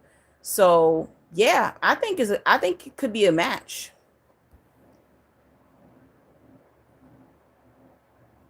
Amber says, exactly. I had situations with an Aries male and it didn't work. He was too arrogant. I'm a Cancer. I think it could work if if he's like focused on the bag and the Cancer woman's focused on the bag. Because I'm telling you, a Cancer woman, see, I'm going to tell y'all Cancers, y'all can get that money. Y'all better talk to Free. Free be doing her little numbers and gambling, and she knows how to manifest her money. Cancers will get to the bag. Aries man will get to the bag if he's focused. So y'all can really make an empire together. But it's just, y'all got to be able to handle the Aries, because the Aries man is off the hook. I like Aries, Aries men. Aries, I can handle Aries because I could tell an Aries man like, yo, shut up, chill out, relax, you're doing too much, and they're okay, okay, okay. They'll listen to me. I know how to, you know, put my switch out on an Aries man. Tell them like, chill out. I just That's not my pick. I wouldn't pick an Aries man because Aries compete, and I feel like an Aries man will compete with his woman. I'm a woman. You should not be competing with me. You're a man. So every time I dated an Aries, he was competing with me. You're a man. Go compete with your colleagues. Go compete with your homeboys. Go compete with your uncle, your dad. Stop competing with me. I'm your woman. So I even had to cut off a male friend who was an Aries because he got jealous because I was making more money than him. What? So it was during the pandemic. I had unemployment. I was doing hair, plus I was selling merch online. And I was traveling, and he got jealous because he could not afford to go on one of the vacations with me. And he started saying a lot of slick shit and shady shit. And I was like, dude, what is wrong with you? So all this time he was competing with me, like trying to, like, he sold merch, I sold merch. I would support him and tell friends and post his merchandise on my page. He would never support me and post my merchandise. I have a poetry book on Amazon. I would tell people about his books. He would never tell nobody about my book. So it was just like, what is going on with you? And then he started making comments about, like, you know, how my man at the time, oh, he gives you money, he spoils you. And it was just like, dude, you're jealous. You got to get it together. So yeah, they compete, and everything's about getting a bag. They want to have a certain car, they want to have a certain apartment and house.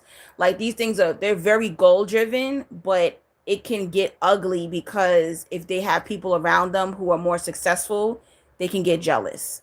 And I don't want a man who's competing with me. So Aries men could be very attractive. They're great in the bedroom. They go get the bag, but it was like, I'm your woman. You're not supposed to compete with me. You should want to, like, take care of me and, wine and dine me. Like, focus on, like, me being a part of, like, your aesthetic and, your happiness, your joy, and stop trying to compete with me. So I don't like that. Stop being a hater. Very Happy Monday says, oh my God, evil folks be living long on this plane. Exactly, they do. Do you think TMH is giving them time so they can help others reach alignment? How somehow, like, folks gain wisdom through overcoming their evil BS? That might be true. I've heard people say that the reason why evil people live long is so that they have time to clean their karmic debt. That could be true. That's very possible. I think it's possible, but I think that also evil people, they're consistent with what they're doing, where kind people are not consistent with what they want. That's why I feel like evil people be having money.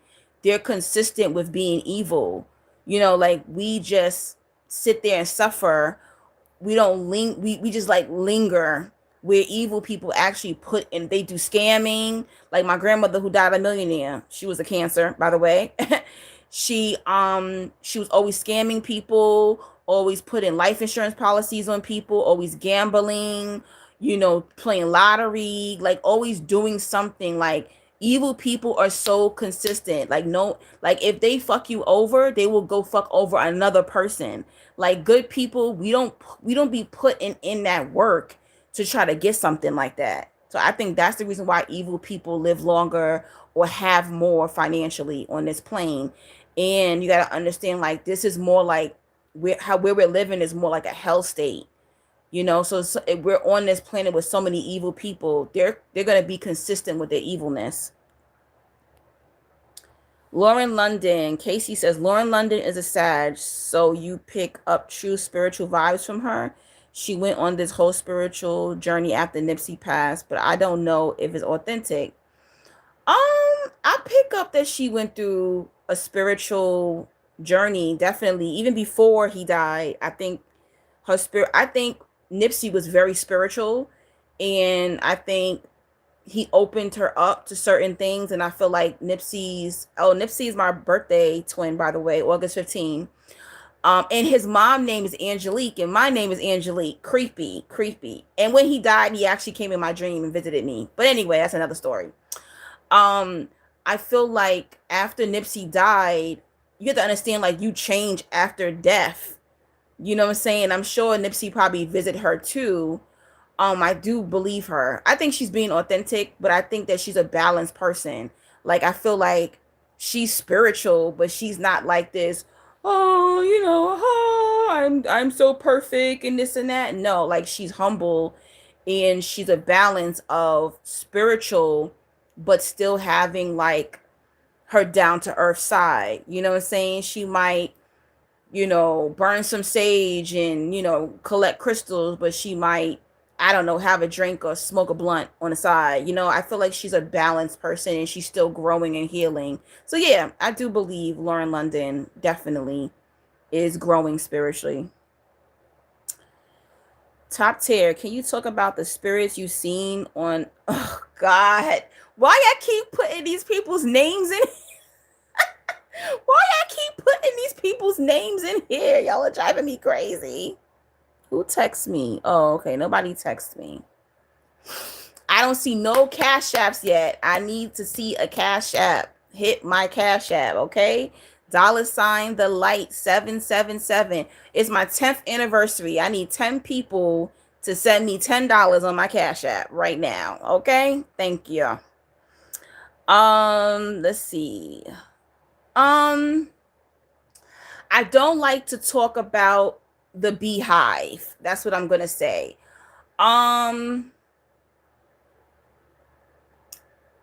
If you don't see it, you don't see it. If you can't really see that she's possessed, I don't know what to tell y'all. I mean,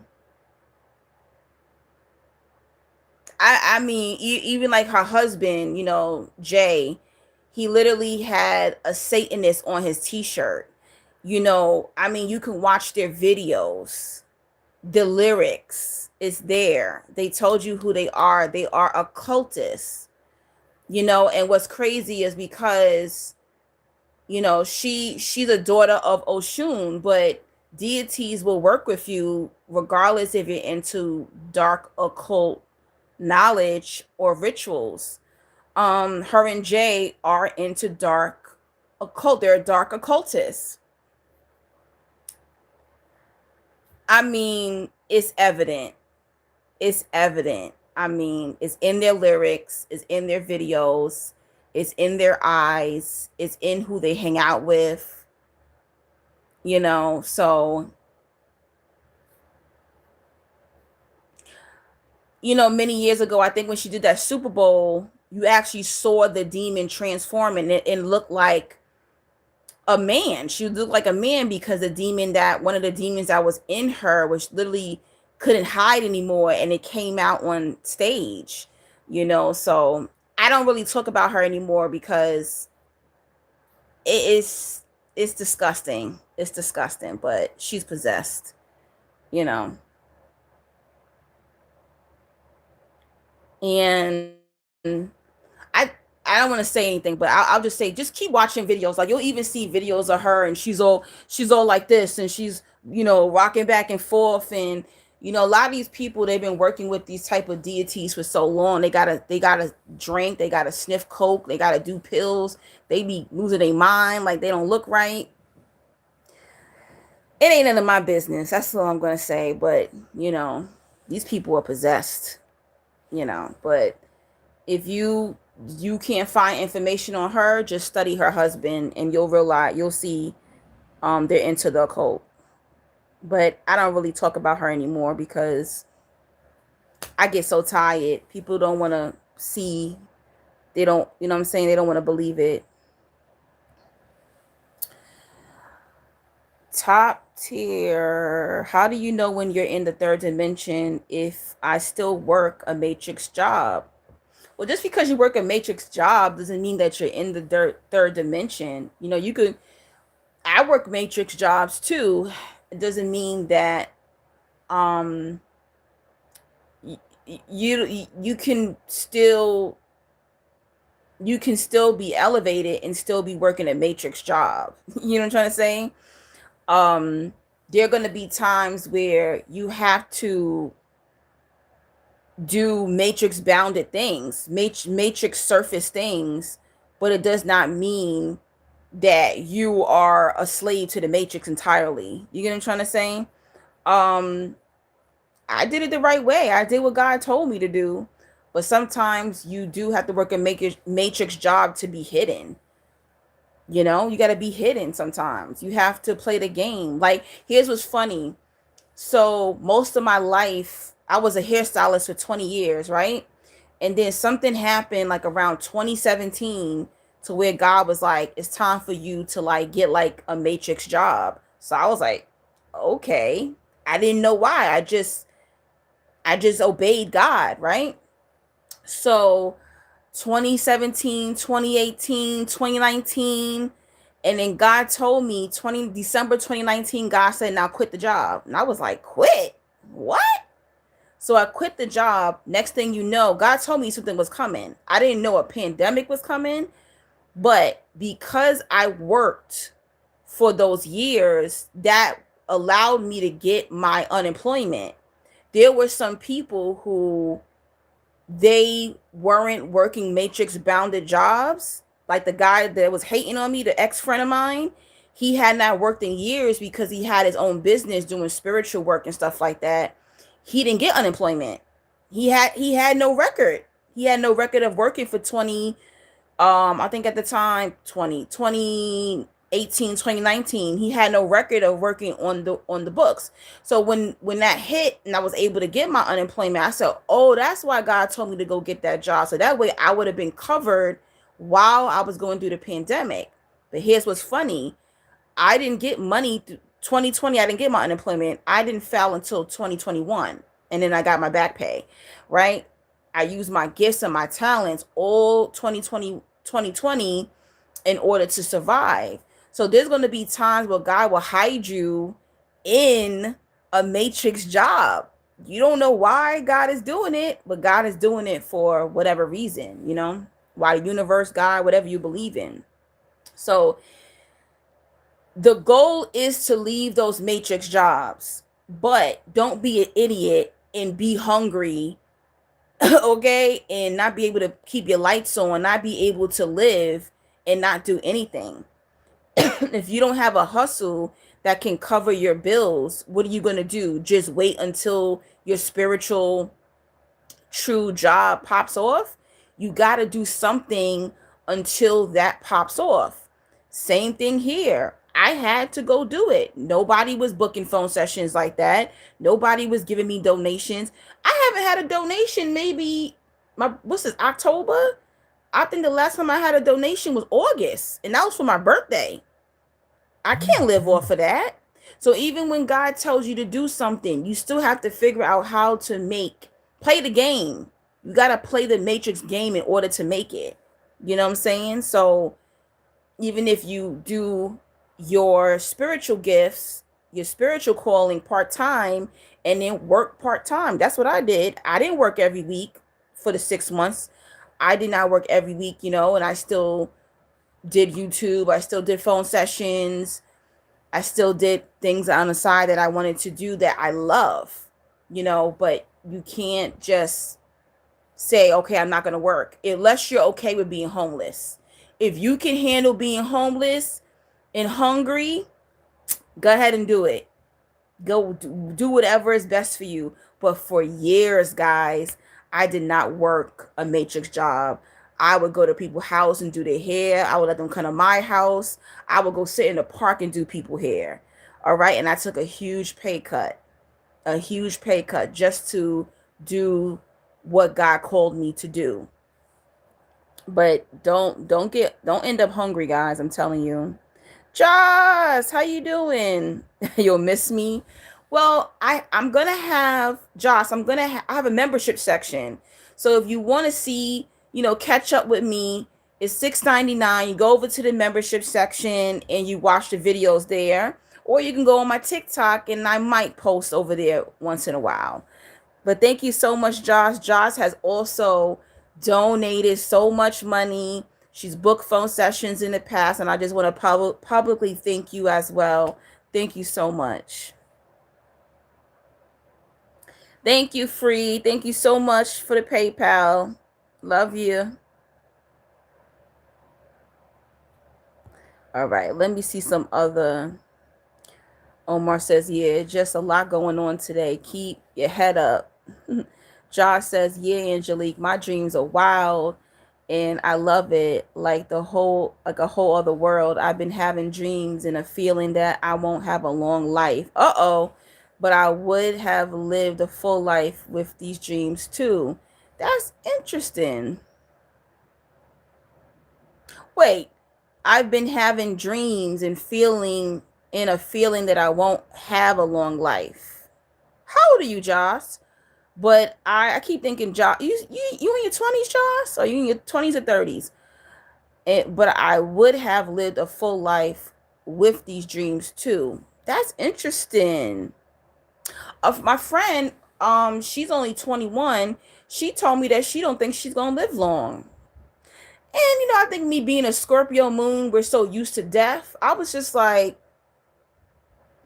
okay, I don't think she's gonna die anytime soon or anything like that. But I just learned to accept death. Your cup is overflowing, Ace. Maybe God is freeing up space for you to make a book. Maybe. That's true. I got to get my ADHD thoughts together and write a book. Y'all are very right. Josh says, okay, I will join the membership when I get a chance. Thank you. I believe when you go on my channel, I think it says subscribe and then it says join and then you click join. I think that's how you do it because I can't find the banner to put. But if not, go to my videos. And if you see a video and it's green at the bottom, it says membership only. You can click on that video and you can go through the steps of how to join the membership in order to watch that video. Aries women are cool. They could be a little mean though. They're go-getters too.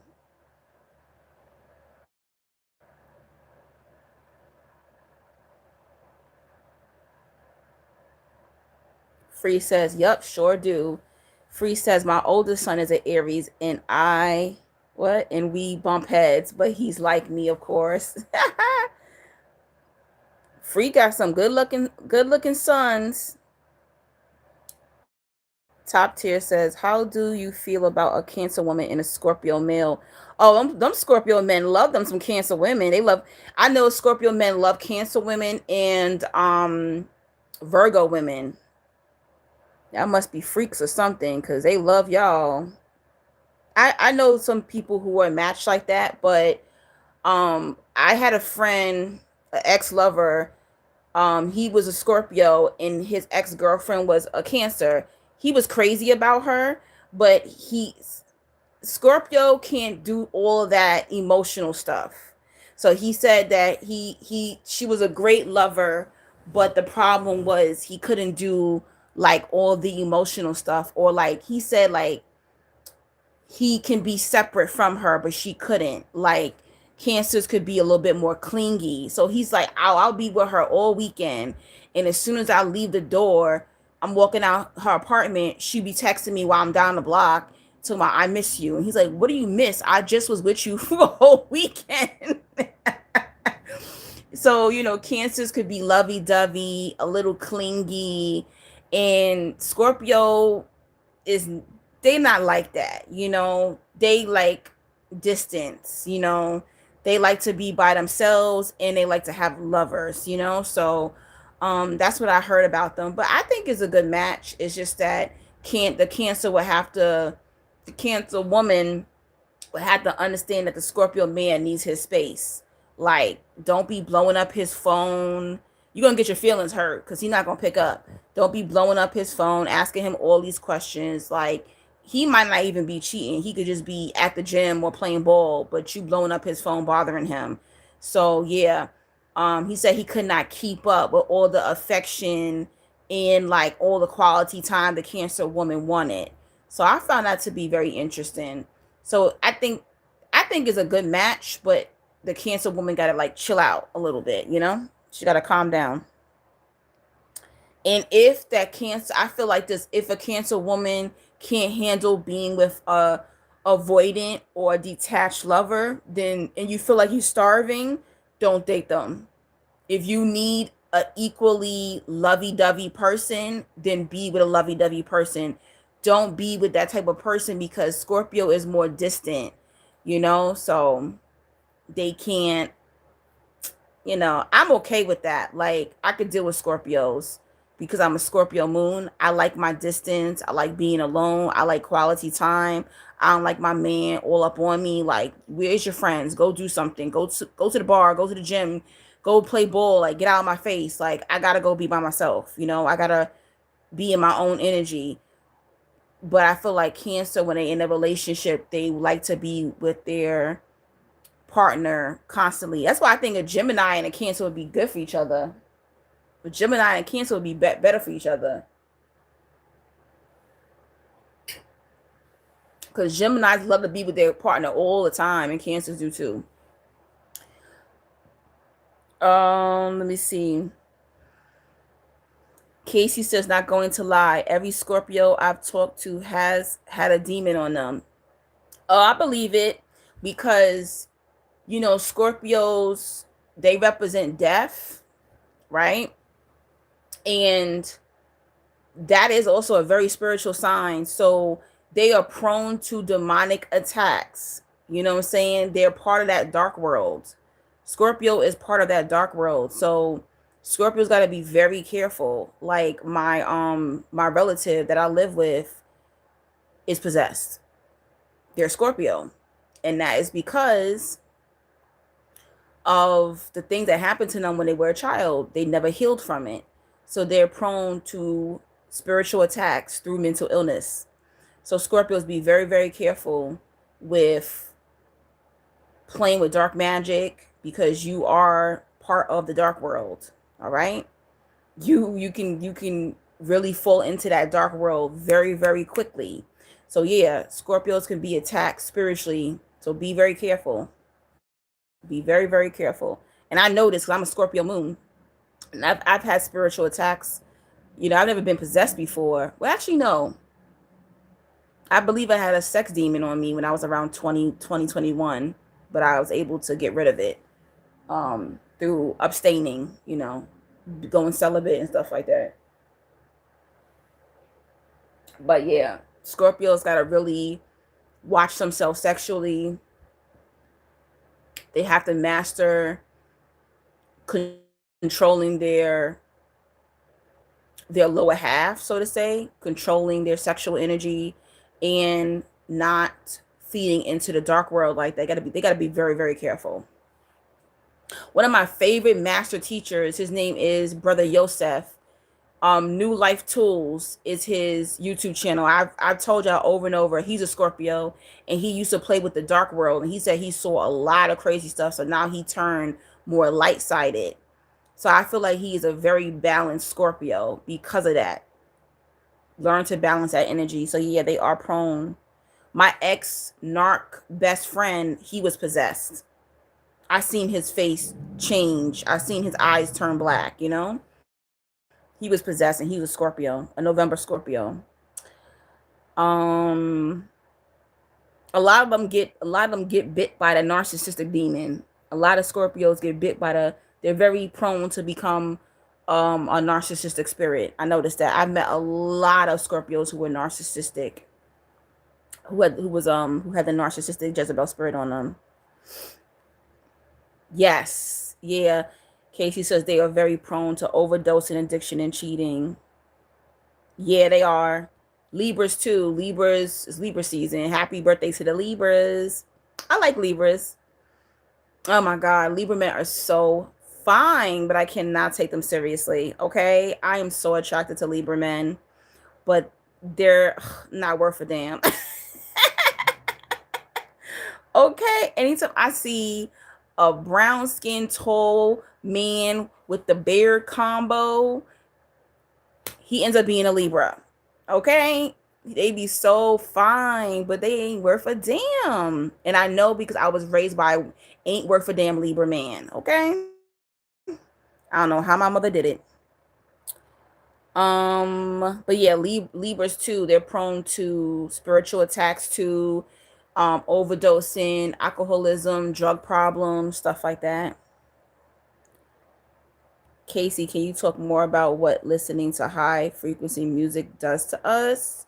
Calms your nervous system, regulates your brain pattern, the vibration in your body. It can heal. You can heal yourself through sounds. Start studying frequencies. Um, Look at the type of frequencies you're supposed to be listening to before you go to sleep or while you're sleeping. That's why they pollute music. All right, they pollute the music to throw off the brain pattern and the frequencies in your body. Music literally can heal you. Frequencies can heal you. I'm telling you, you can play it for your baby. You could play it for somebody sick in the hospital or the hospice. Like music, I'm telling you, no frequency music is no joke. That's what it's used for. The nights that I can't sleep, I be putting on them ocean sounds and them frequency sounds, and I be like, I be knocked out. Sometimes I don't want to take my little melatonin. Top tier. Is a cheating man considered an evil person? No. If he never gets caught, like what is the karma for a cheater? That's a good question. I'm gonna get back to that. Cancer says, Free says, no, I'm a Cancer and I have a conscience. I do not want to get karma. Yeah, you're on point. You're a positive Cancer. You've been through a lot. Consistency is key. Very happy. Monday says, that chick says hi. Hi, that chick. Omar says, damn, man, you could teach me some stuff. Wow. Free says, I hit PayPal. Thank you, hon. I'll check it when I get offline. I can't see anything. It won't let me sign into my thing. Who sent me a cash app? Thank you so much, Amber. 18 people, 18 likes. Thank you. Follow behind Amber and Free and send me a donation, guys. Thank you so much. Let's see. Oh yeah, I'm gonna answer that question. Free says, during the COVID, I ran a bingo online and got unemployment. This was ways to get money, like you said. Kansas, yeah, but I don't scam nobody.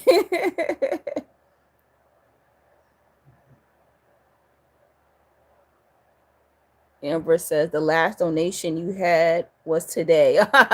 Thank you. Free says, love you too. Sorry about your job. Did you ever buy the scratch off ticket? I did, but I didn't win. I need to buy another one, right? I'm sure maybe I should buy one at least once a month, right? I don't want to start buying scratch offs once a week. But maybe I should buy one once a month. That's not my luck, okay?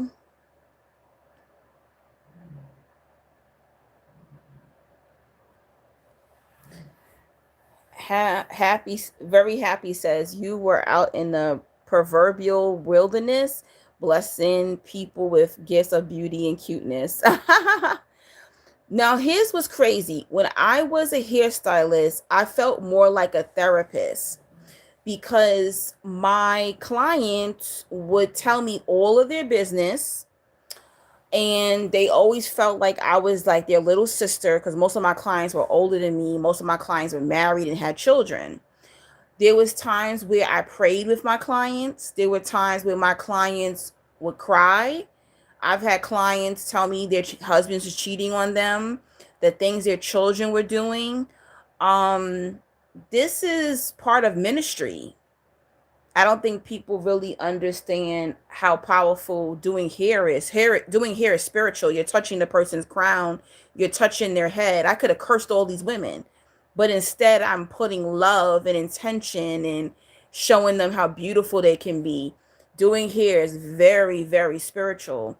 So that's why when I started doing phone sessions, it was very easy for me to do phone sessions because I had been doing in-person counsel for years with these women. I have been through a lot spiritually with these women. I've done people's hair for their junior prom, their high school prom, and their college graduation. I have been around people's family, people trusting me around their husbands, their kids, their babies, leaving me in their house. Oh, I'll be right back. I'm going to the store. Sit in my house, so it was a lot. It was a lot. So yeah, that is part of ministry. So if you are Barbara, you are a hairstylist, anything with you serve food, you have a restaurant, anything, food is spiritual, hair is spiritual, clothing, giving people garments is spiritual. So yeah, I felt more like a therapist than I did a hairstylist. There was times where some people said, you know what, my last hairstylist is better than you, but you know why I keep going to you? Because every time you come to me, you make me feel better. People was literally recharging off my energy all those years, hugging me, crying on me. And I have so many stories. Who need to get with a Leo dude? Leo and Leo don't match. Leo and Leo do not match.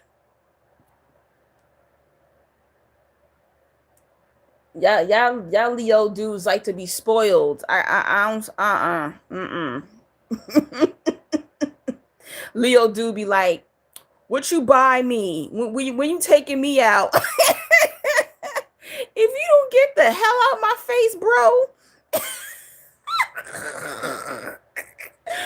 Oh my goodness. Talking about, I was talking to this Leo dude. He mad at me because I ain't gonna tell you why he mad at me, but he mad at me. But anyway, we was talking on the phone and I was like, oh, I'm gonna go wash my clothes. He was like, oh, can you see yourself washing my clothes? I said, I'll wash your clothes as long as you spending that money, brother. I said, you hungry? You want me to cook? Long as you spending that money, I'll cook. You want me to wash your clothes? I'll wash your clothes as long as you buying me gifts and you spending that money. What the fuck you think this is? Y'all Leo men is a trip. I said, you treat me good, I treat you good, baby. He was quiet. He was silent on that phone. What the hell you think this is? You think you're going to get some free labor out of me? No, you not. What am I going to get? You can get what you want, but what am I going to get? Y'all Leo men are a trip. Nice try, though. I told him, nice try. He got quiet. He got silent night, holy night. Yeah. Free says, not me. I love to be alone. She was crazy. Amber says, I have more air in my chart than water as a Cancer, so I feel more standoffish. Yeah, I get it. Yeah. Air signs could be funny. My mom was an air sign. She was an Aquarius. It could be very distant. But they like love. Them air signs like love, though. I don't really know many air signs that could be alone. I don't know. They can't be alone. And even if they single, they gotta be humping on somebody. Yep. Even those detached Aquariuses, they cannot be single. They always gotta be humping on somebody. Pisces, I'm a Pisces Aquarius cuss. That was with a Scorpio Sag. Ooh, Scorpio Sag. Ooh, that's probably why. That Sag energy. That's probably what threw y'all off. That Sag energy. No. That male Sag energy, Scorpio Sag, that is not a good mix. Poor thing. Ooh. That's my way or the highway. That's where you at? I know I haven't seen you in 3 days, but I slashed your tires. What? No, thank you. That's a lot of that's some weird energy. Omar, what do you mean who's worse than us? Who's worse than the Leos? Who? Yeah, true. November Scorpios. No, there's a lot of signs that are guarded. Very happy. Mondays preach. This is why I switched to high frequency fabrics. Yeah, I need to get cotton sheets. I need to get some cotton sheets. And I need to get some cotton underwear. Free says yes. Buy another one. I was just hoping you would win something. No, I didn't win. See, I've never been into like gambling and stuff like that. Like I never went to like what's it called it? What is the thing called when you go to gamble? What is that called? See, I don't even know what it's called. The casino. The casino. My grandmother she was a Cancer. She went to the casino twice a week and always won, plus played lotto and always won. Some of us just have like gifts in certain areas, and I feel like that is really your Cancer gift. That's your gift. Mine is due to my energy, people will make ways for me. So I've had things where it's like, oh, I'm about to get on a flight, and the person will say, oh, the available seat for you is in first class. Or I wanted to go somewhere and I'm like, oh, I can't go. And then the next thing you know, someone says, oh, all of a sudden somebody wants to give you their free ticket. You know, I remember the first two concerts I went to were free tickets. I went to a Jay-Z concert, R. Kelly concert, free tickets, Jill Scott concert, free tickets. Like, that's something that happens to Leos. Like, people will pay for shit for us. You know, I remember I was on vacation once. I think I told the story on YouTube before, where this man just walked up to me and was like, oh, you look like a celebrity, and handed me $100. Talked to me for 5 minutes. And that's my gift. Like, people like get around my energy, and it's something about my energy that people are like, oh, I want to do something nice for her, or sorry, I'm not scratching my titty, I'm scratching my underarm. I want to do something good for her. Like, her energy makes me want to be kind to her, or like, I loved her conversation, so let me bless her. So I think that's like my luck. Like, I think every sign has a certain luck. But that gambling stuff, no. I've even won. Like, I remember during the pandemic, there was this thing where if you write like something nice about your friend, you'll win like, I think it was $100 for me, and then she won like $200 of a gift card. And out of thousands, it was for Forever 21, and out of thousands of people's comments, I won. You know, so I noticed that, oh, at work, this actually happened last month. It was a raffle, and people won hats, and then they had a raffle where you can win shoes. And I tell you, I was sitting there and I was like, she's gonna call my number. And she called my number, and I won the shoes. And I was like, I don't want the shoes, and I gifted the shoes to somebody else in the audience.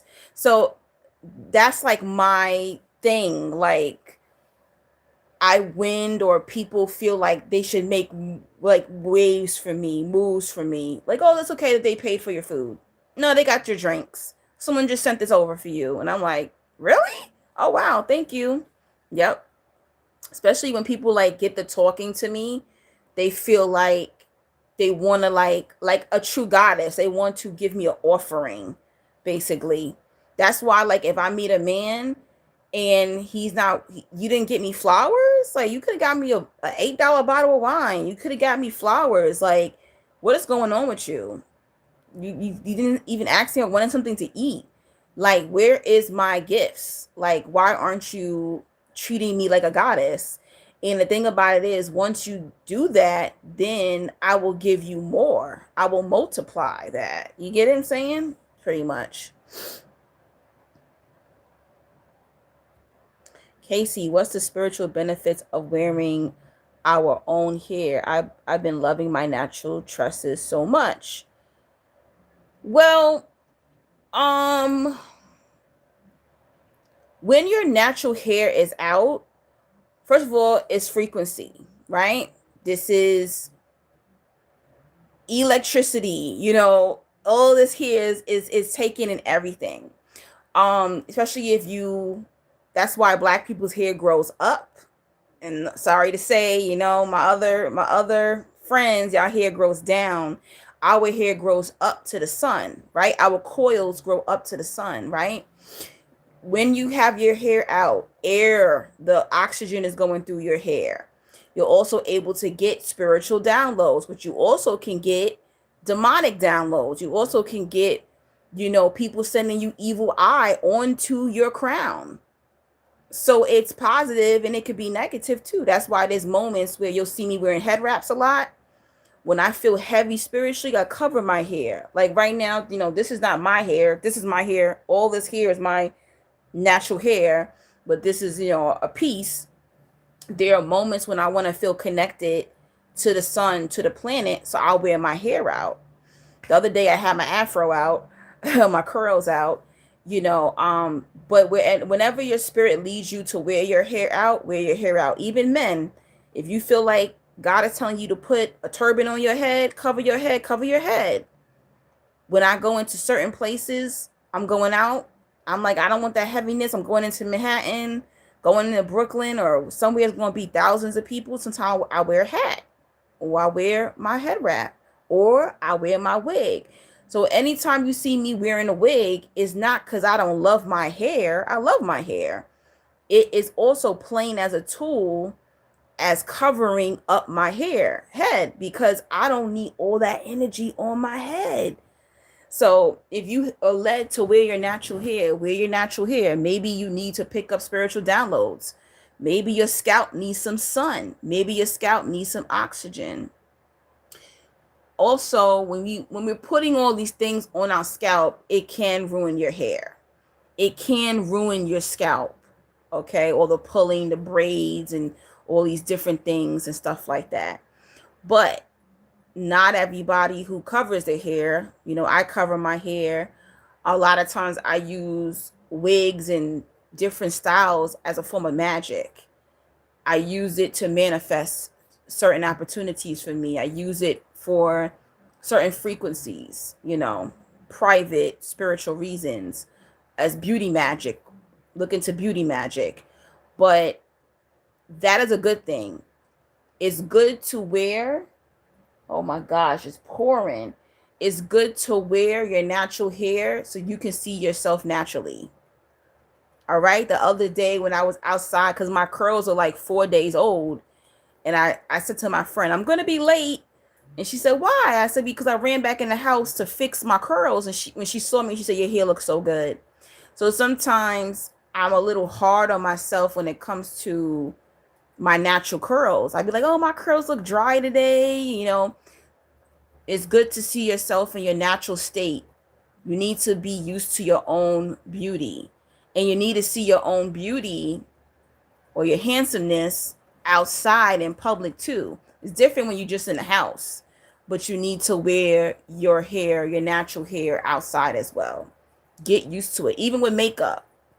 I try not to wear, I don't wear makeup every day, but I try not to wear makeup too much because I need to get used to seeing my natural face, so that could be the reason. But when your hair is out, you're able to connect to the planet, to the sun, to the moon, and you also can get spiritual downloads much faster than you can when you're just, wearing certain pieces or things on top of your head.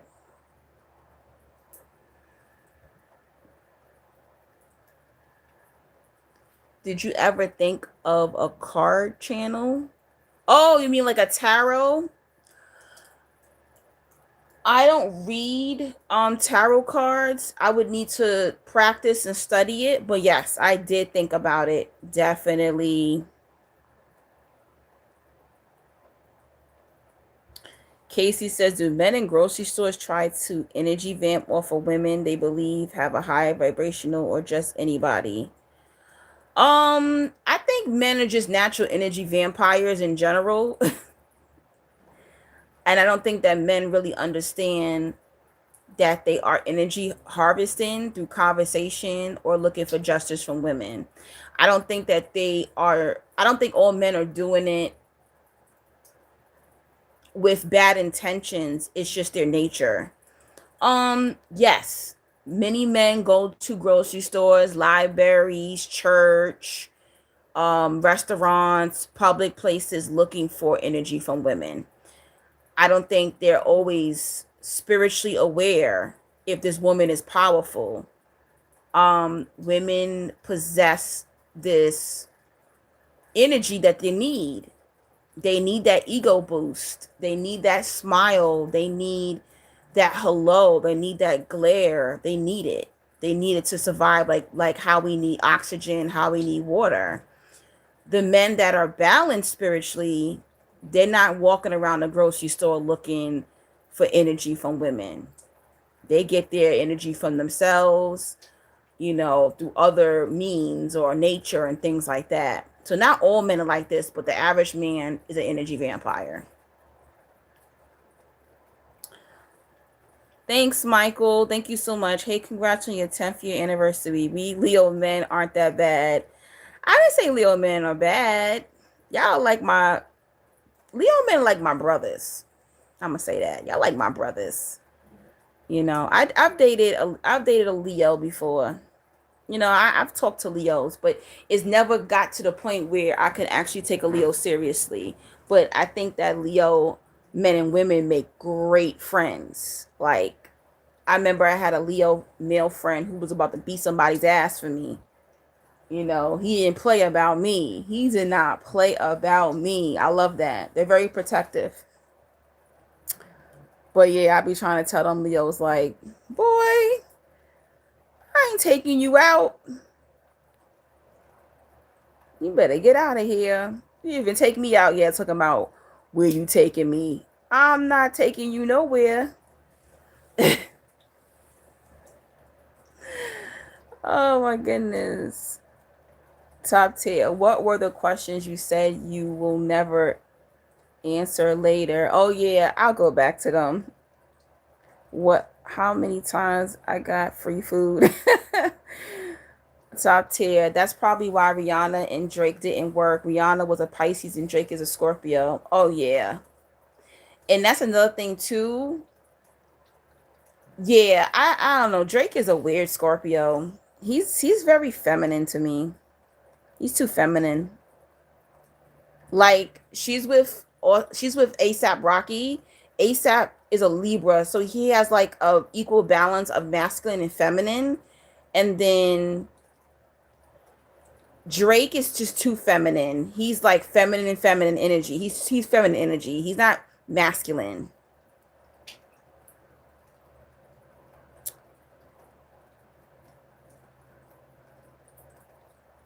Let's see. See, Michael says, as a Leo, I'm always getting free stuff. Yeah, I'm telling you, Leos, we always get treated. I think I don't know, it's like kind of a luxury thing. It's like a luxury. It's part of our sign. We're the light, so we always shine, and people are like, oh wow, they're so beautiful, or there's something about their aura, their nature, and it just makes people want to like gift us things, basically, because we bring them energy. Not just because, like, don't get me wrong, I've seen some really beautiful Leos and they just get stuff based off their looks, but most of the time I get free stuff based on like my energy and like the vibes I bring people. Free says, yeah, I liked your energy because if there's a lot of people on YouTube I used to follow, and there's only maybe 3 people that I really listen to, and you're one of them. Aw, thank you.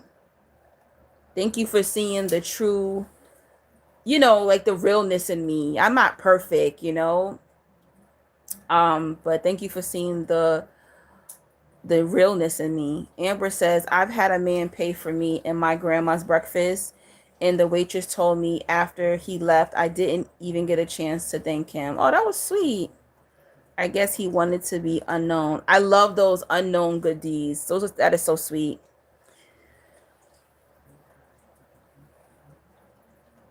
Casey, do you become more high vibrational when you wear your hair out?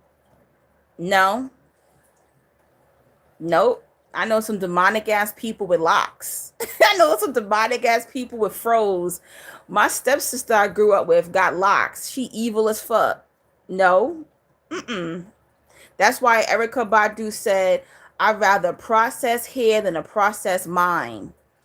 A lot of people focus on the hair. Some people actually believe that, a person wearing braids or wigs or weaves can't be conscious. That's not true. And that's why I kind of like to wear it, because I hide behind that look. I don't want you to see me coming. I don't want to dress like the typical spiritual being. So that way I'm gonna be ahead of the game. I'm peeping you first before you peep me. You don't even know who I am when I walk in the room, but you're gonna know who I am once you have a conversation with me. I love that. No, you can have natural hair and be full of shit. You can have a wig on your head and be the most powerful being in the room. It happens all the time. I've been places where I got a wig on my head and everybody is natural locks and braids and this and that in their head, and nobody in the room is woke. No, absolutely not. There's even people who are more in shape. They got abs, they're vegan, but they evil as fuck. So no, it's all about your spirit. Now, I will say this, the more you grow spiritually, the more you're going to be drawn to natural things and healthier things. That is true. Very Happy Monday says, your energy is giving high vibing Leo, to be clear. Oh, thank you. The gifts are in alignment with you. Thank you so much. Thank you for seeing the light in me. Top tier, can you tell us the spiritual psychology behind a black man being in a relationship? Oh God, don't listen. Don't get me started with the black man and the white woman stuff, okay? I talk about that all the time with my friends. Stop. I don't want to go there. But one thing I will say is this. I saw this conversation on YouTube, not YouTube, IG, Instagram. And they asked the question, do you think you could be pro-black and still be married to a white person? And I said no. And here's why I say no.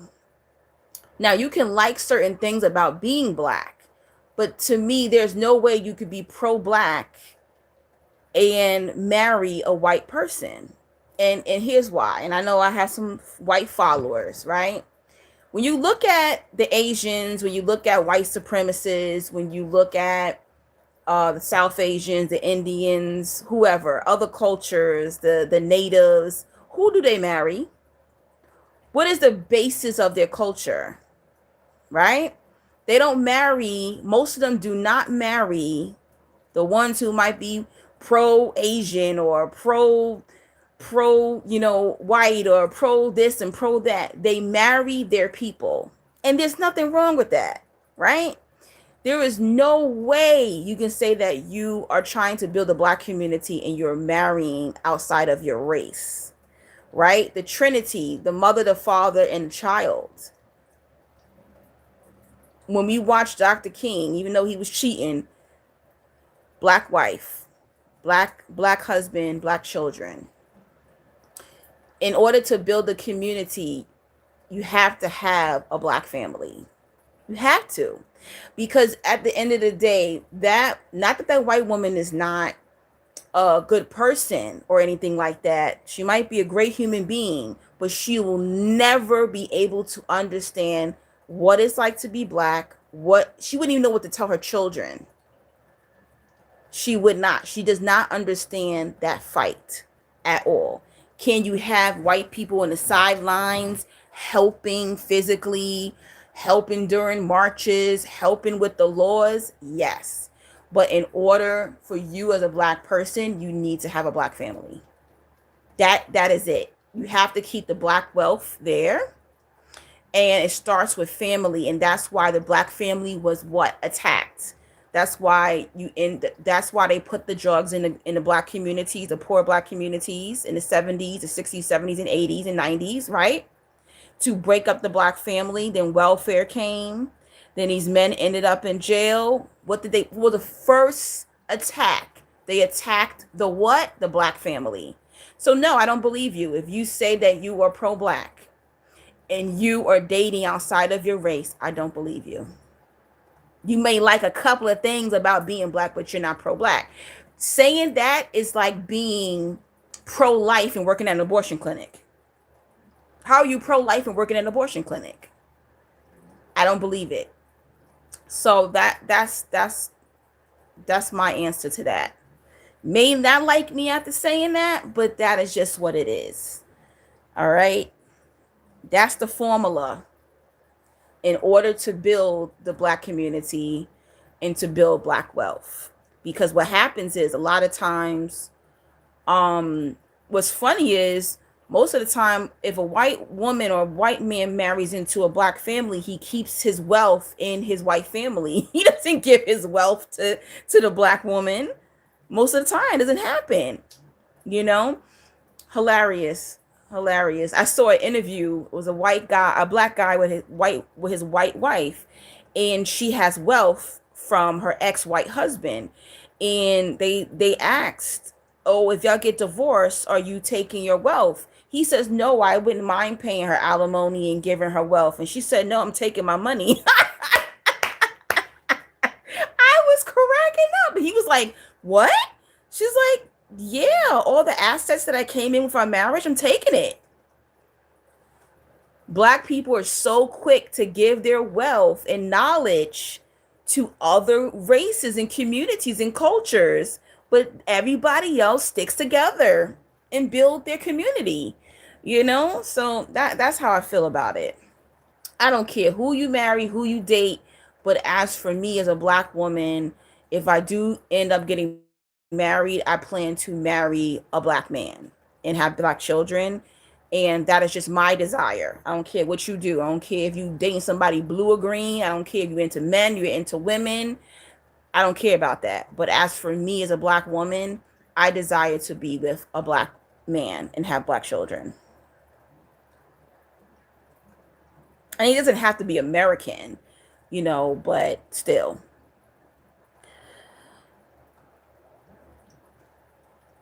Amber says, "I feel so much like a goddess with my curls." Good. I'm glad that y'all feel more natural with your natural hair, and that's how it should be.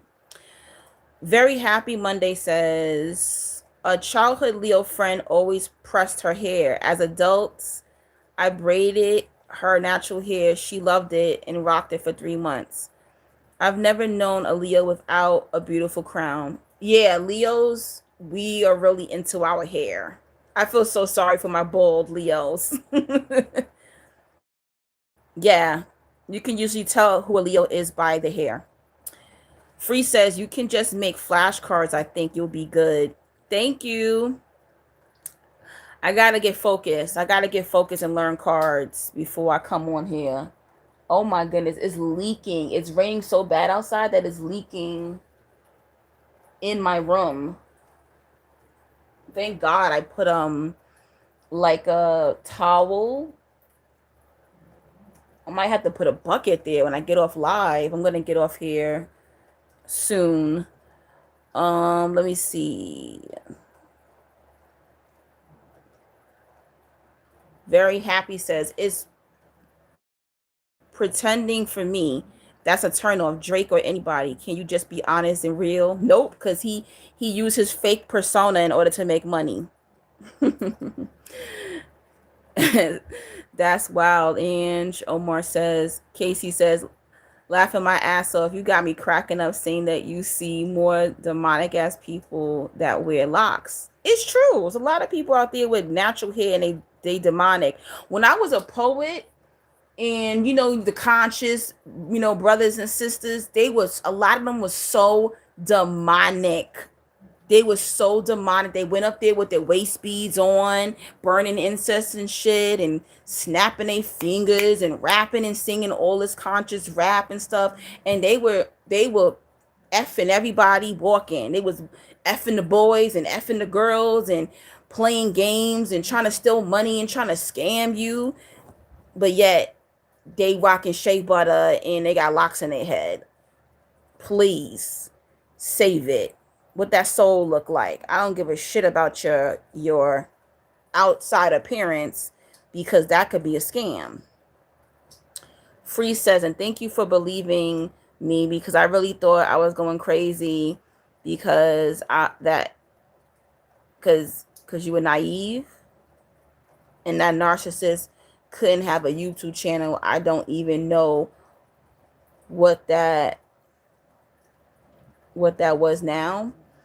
Yeah, I believed you. I definitely believed you. I never didn't believe that your ex wasn't, crazy. I could see it in her eyes. You could see that that girl is nuts. That's the Rasta man. Gotta be careful. Omar, you stupid. Casey, did you ever get a chance to look at the picture of Little Durk? No, I didn't look at Little Durk. Now I don't want to. You got me nervous now. What? Very happy. Style versus lifestyle. Yep. Sometimes when you look past the surface, what do you find? More surface.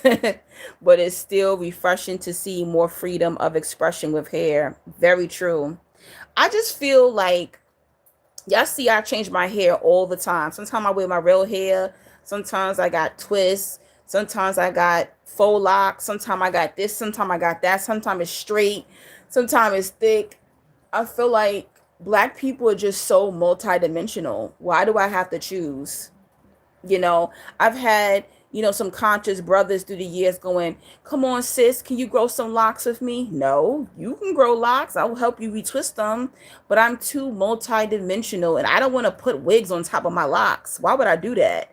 I'm too multidimensional to just stick to one look, and I don't see anything wrong with that. Very happy. Colonist program is real. That's your money coming in. You're gonna need buckets. Amen. I say, I love to hear it. What you mean, light skin Leo? You ain't light skin, Omar. Aren't you like caramel butter pecan? That is too funny.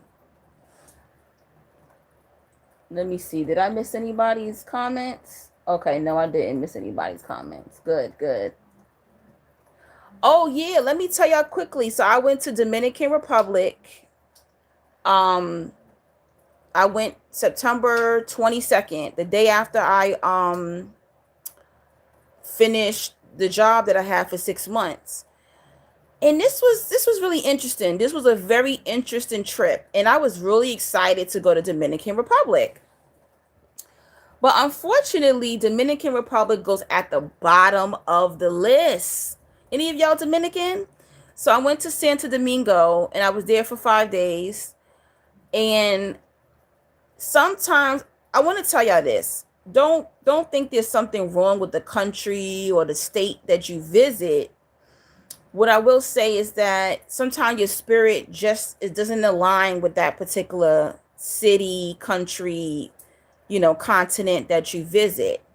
I've been to Mexico, twice? I've been to Mexico twice. Love it. I love Mexico. I've been to Panama. I've been to, where else did I go? Panama or Puerto Rico. Twice, 2 or 3 times I've been to Puerto Rico. So I've been to a couple of places, Miami, Atlanta, all over the states, all over the United States, and a couple of countries, Bahamas, And I will say that sometimes the country or the place that you're going to visit, your spirit just doesn't align with that country. And my spirit did not like Santo Domingo, DR. It just didn't like it, and it's okay. I would definitely probably visit again, but I probably will want to go to like Punta Cana or something like that. I only had, in the whole 5 days that I was in Dominican Republic, I only had one dream. And that was a sign. I said, oh yeah, no, I'm a dreamer. I dream almost every night. And usually when I am more relaxed in a different country, I dream a lot. Like my dreams be crazy. I be in all kind of dimensions and stuff. Like when I'm in Mexico, I have the most beautiful, vivid dreams, powerful dreams when I'm in Mexico. I had great dreams and great rest when I was in Panama. But for some reason, I didn't dream when I was in DR. It was very interesting, and it was sad, because I've had good relationships with Dominican people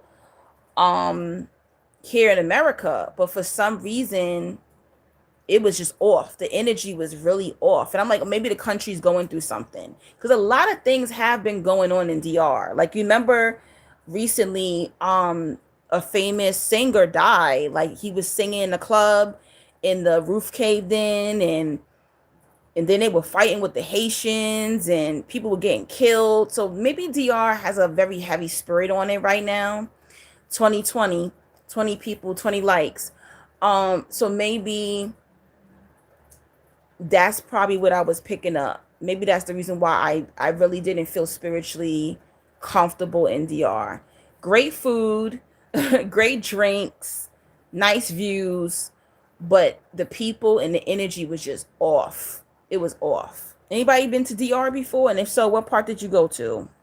Or have you ever been to a country and it's like your spirit, or you've been to a city, it don't gotta be a country, a city or a vacation or something, you're like, what is this? This is off.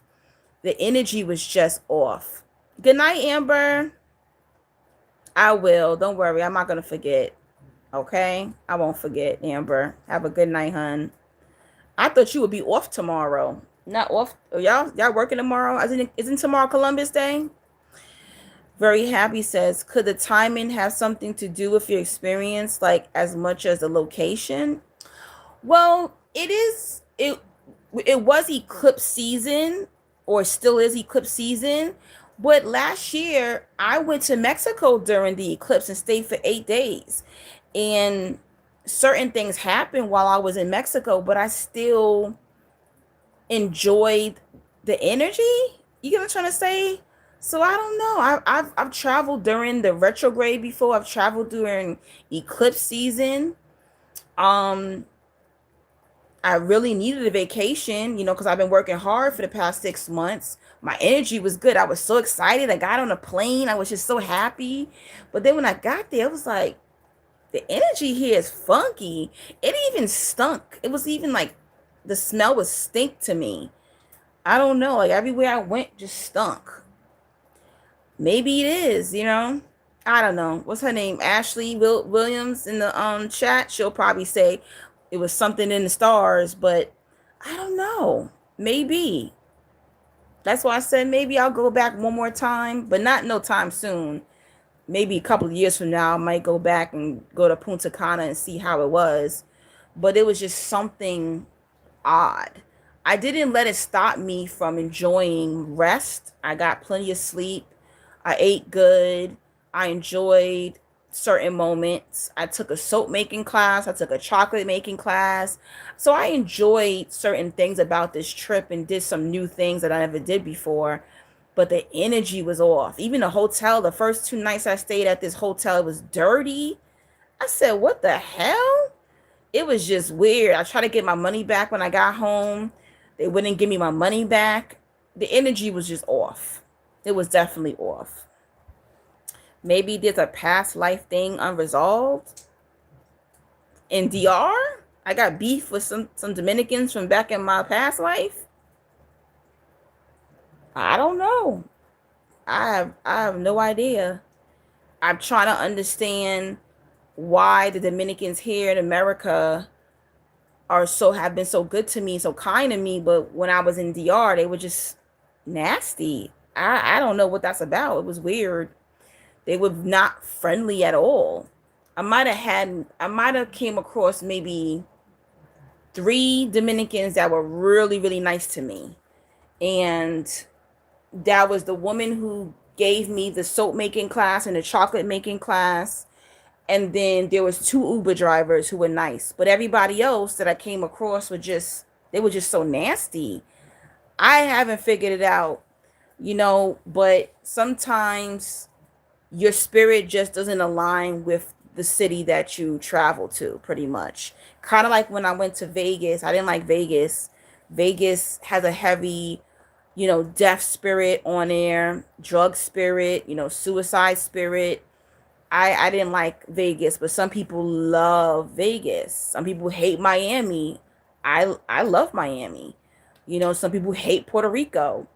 One person said Puerto Rico makes them feel sad. I love Puerto Rico, even though I had 3 friendships end in Puerto Rico, but I still like Puerto Rico. But yeah, I don't know. I was in total shock. I came home like, what the hell was that about? That was weird. It didn't feel like it was me. It felt like it was the country.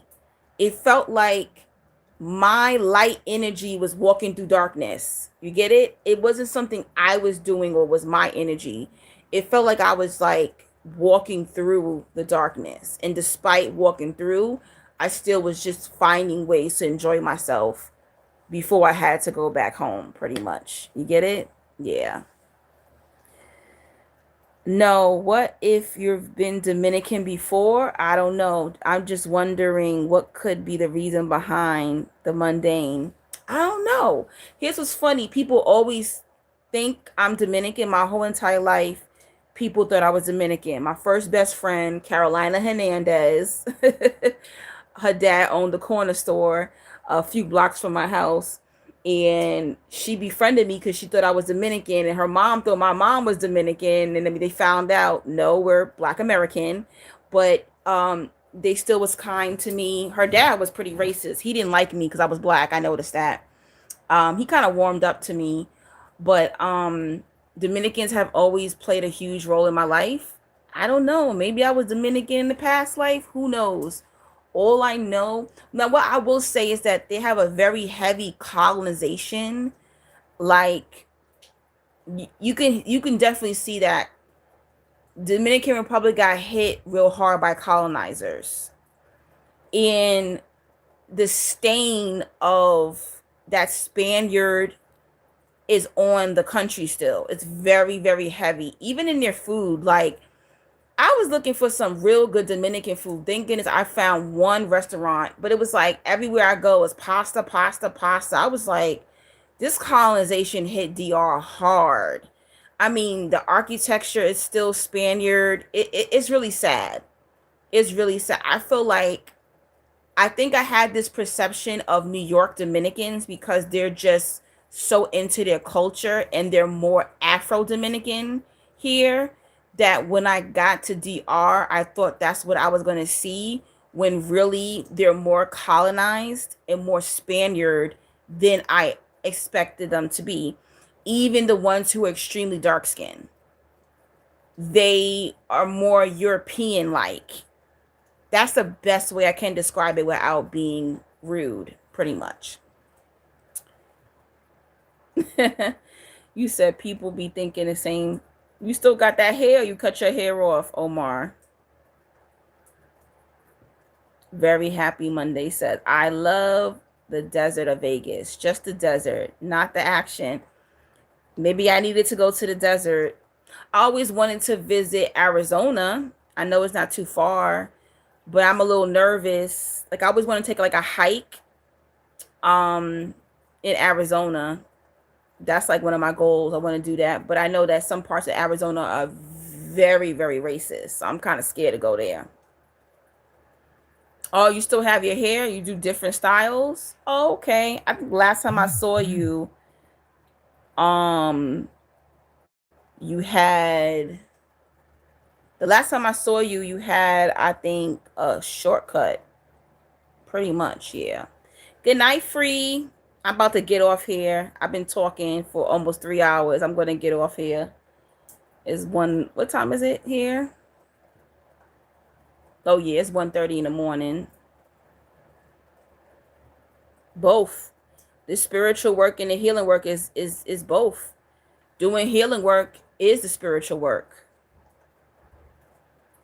Oh, you live in BK, Omar? Okay. Cool, cool. Um,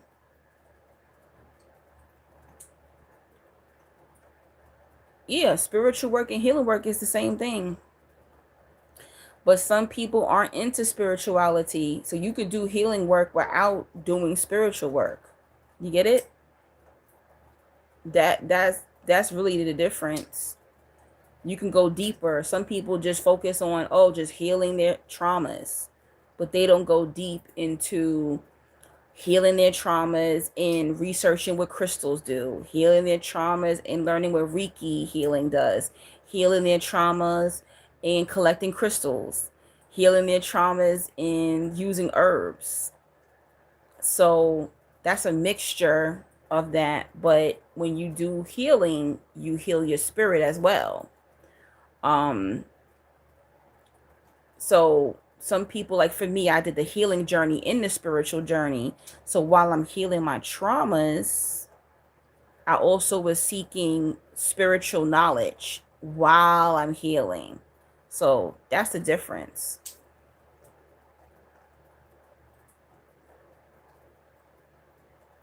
Casey says, is doing good deeds, doing spiritual work, like in order to be spiritually protected, should I do good deeds? Yeah, I mean, you can put out, when you do good deeds, you are collecting good karma, and that karma comes back to you. So that's how you can do good deeds. But yep, I definitely that man that I follow, Brother Yosef, the Scorpio dude, he was talking about that. Like going outside, feeding a homeless person, paying off a person's bill, walking around, doing things that nobody see you doing. This is why, like, mobsters would go and still pay tithes to the church, because they knew that sowing that seed will protect them. They would even go into brujas doing spiritual work, getting protection work done. But they was sowing seeds. They was, still paying their tithe, killing people, chopping people body up, but they were still putting that good karma out there, giving out turkeys for Thanksgiving, giving out winter coats, giving out Timberland boots, stuff like that. Yes, definitely. You're very welcome. You getting out of here? Very happy. Have a blessed week. Thanks so much for sharing a special live with us. Blessings and progress to you. Thank you. Have a good night. But yeah, you can definitely thank you for spreading your light tonight. Very happy. I enjoyed you being in the live. God bless. And don't forget to join my membership side to keep up with me, okay?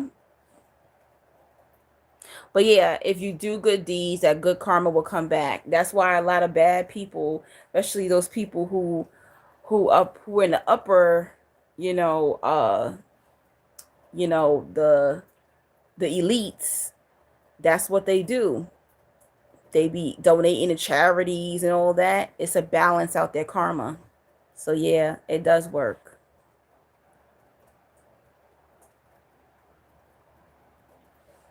Oh, okay. You just say, I'm here till you go, just getting my blessings in before you bounce. Oh, okay. Yeah, yeah. I'm probably gonna leave in like 10 minutes. I'm gonna leave out of here in 10 minutes. Do you have any questions? Any more questions for me? So Omar said he's in BK. Okay. What goes around comes around, bro. That's true. But yeah, I think I was talking about this the other day, where things are disappearing and people are disappearing. And I don't know, I'm not sure if people understood what I was talking about. I wasn't talking about people are disappearing because, we don't have a good relationship anymore. I was literally saying people are literally disappearing, not just people who I know in person. I was saying people out in public are disappearing. I even noticed, because this is the year 9, 2 plus 2 plus 5 is 9, and 9 means completion.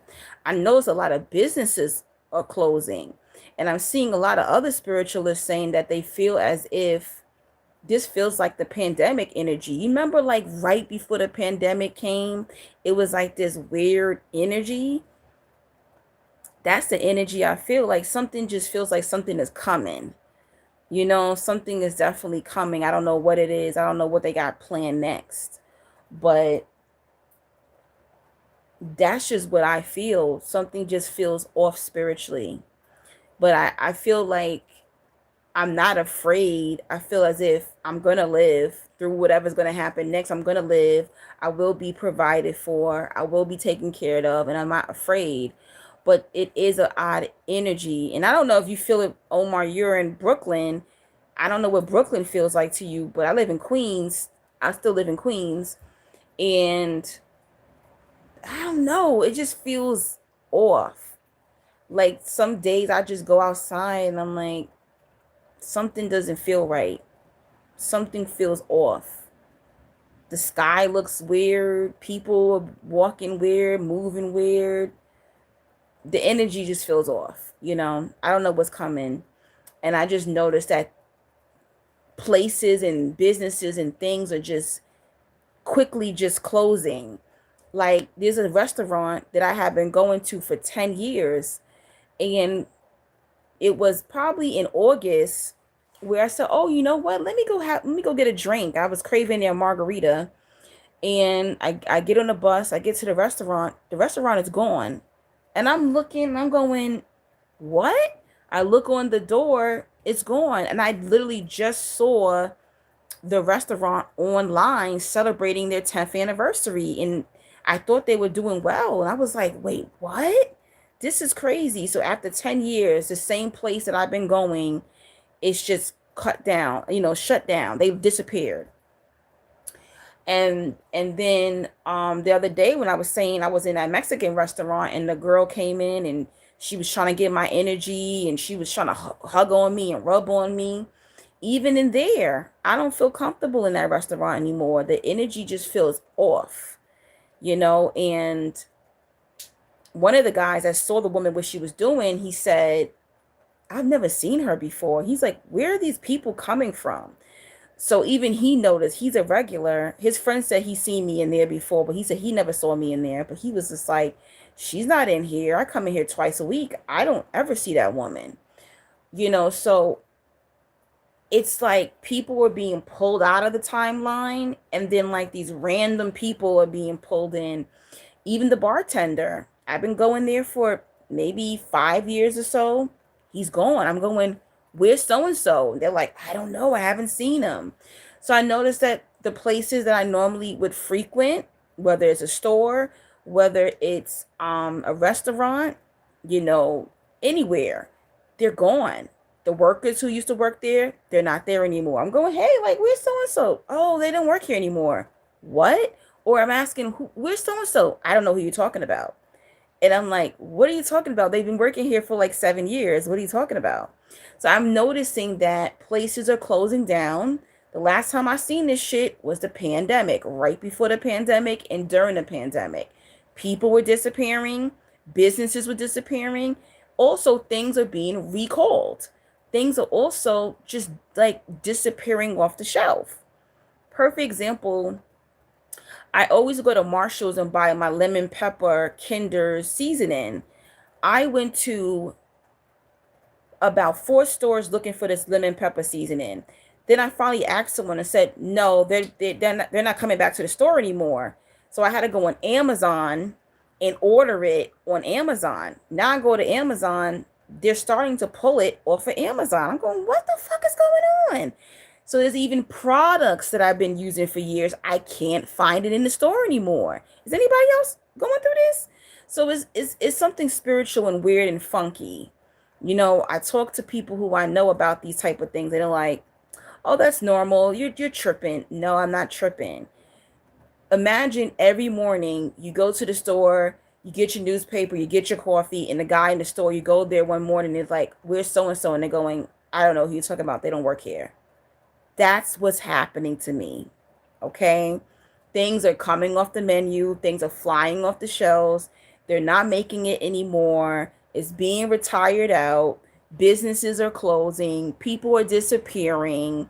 I'm going, what the fuck is going on? So yeah, this year has been really crazy. And even in my personal relationships, you know, people are having a hard time letting me go.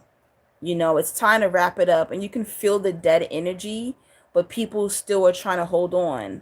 You know, when you have a bright spiritual light, people will try to hold on to you, but I can feel it. The relationship is dead, the friendship is dead. Let me go. I noticed that. Nah, ain't no rapture coming. I don't believe in that. Ooh, Casey says, I think it's going to be a huge recession. Something's coming. I can feel it like in the pit of my stomach. I don't know what it's going to be. Something is coming. I don't know what's going to happen. And people are going crazy about this election. It's like they're tripping. Very happy says, earlier you said stuff about getting organized. That energy is micro and macro too. Very true. I just feel everyone should get organized, whatever that might look like. Some of you, your house might be organized, but your mind is not organized. You know, some of you, your mind is organized, but your house is not organized. But all I'm going to say is that the energy is off. And I don't think it's just off here in America. I think that people worldwide can feel it. Something is just, I can't explain it. You know, even I don't look at the people in my life the same either.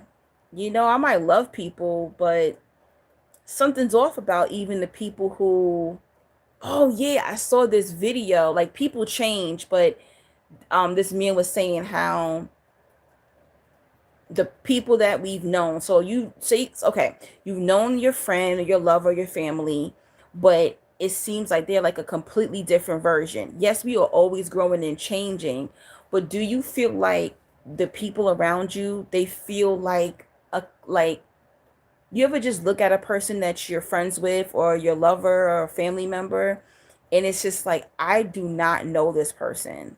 Like you, even if you have a friend that, even if you have somebody in your life that grew as a person, cool, you can adjust to it and you can like visually see it, but it feels like I don't even know this person.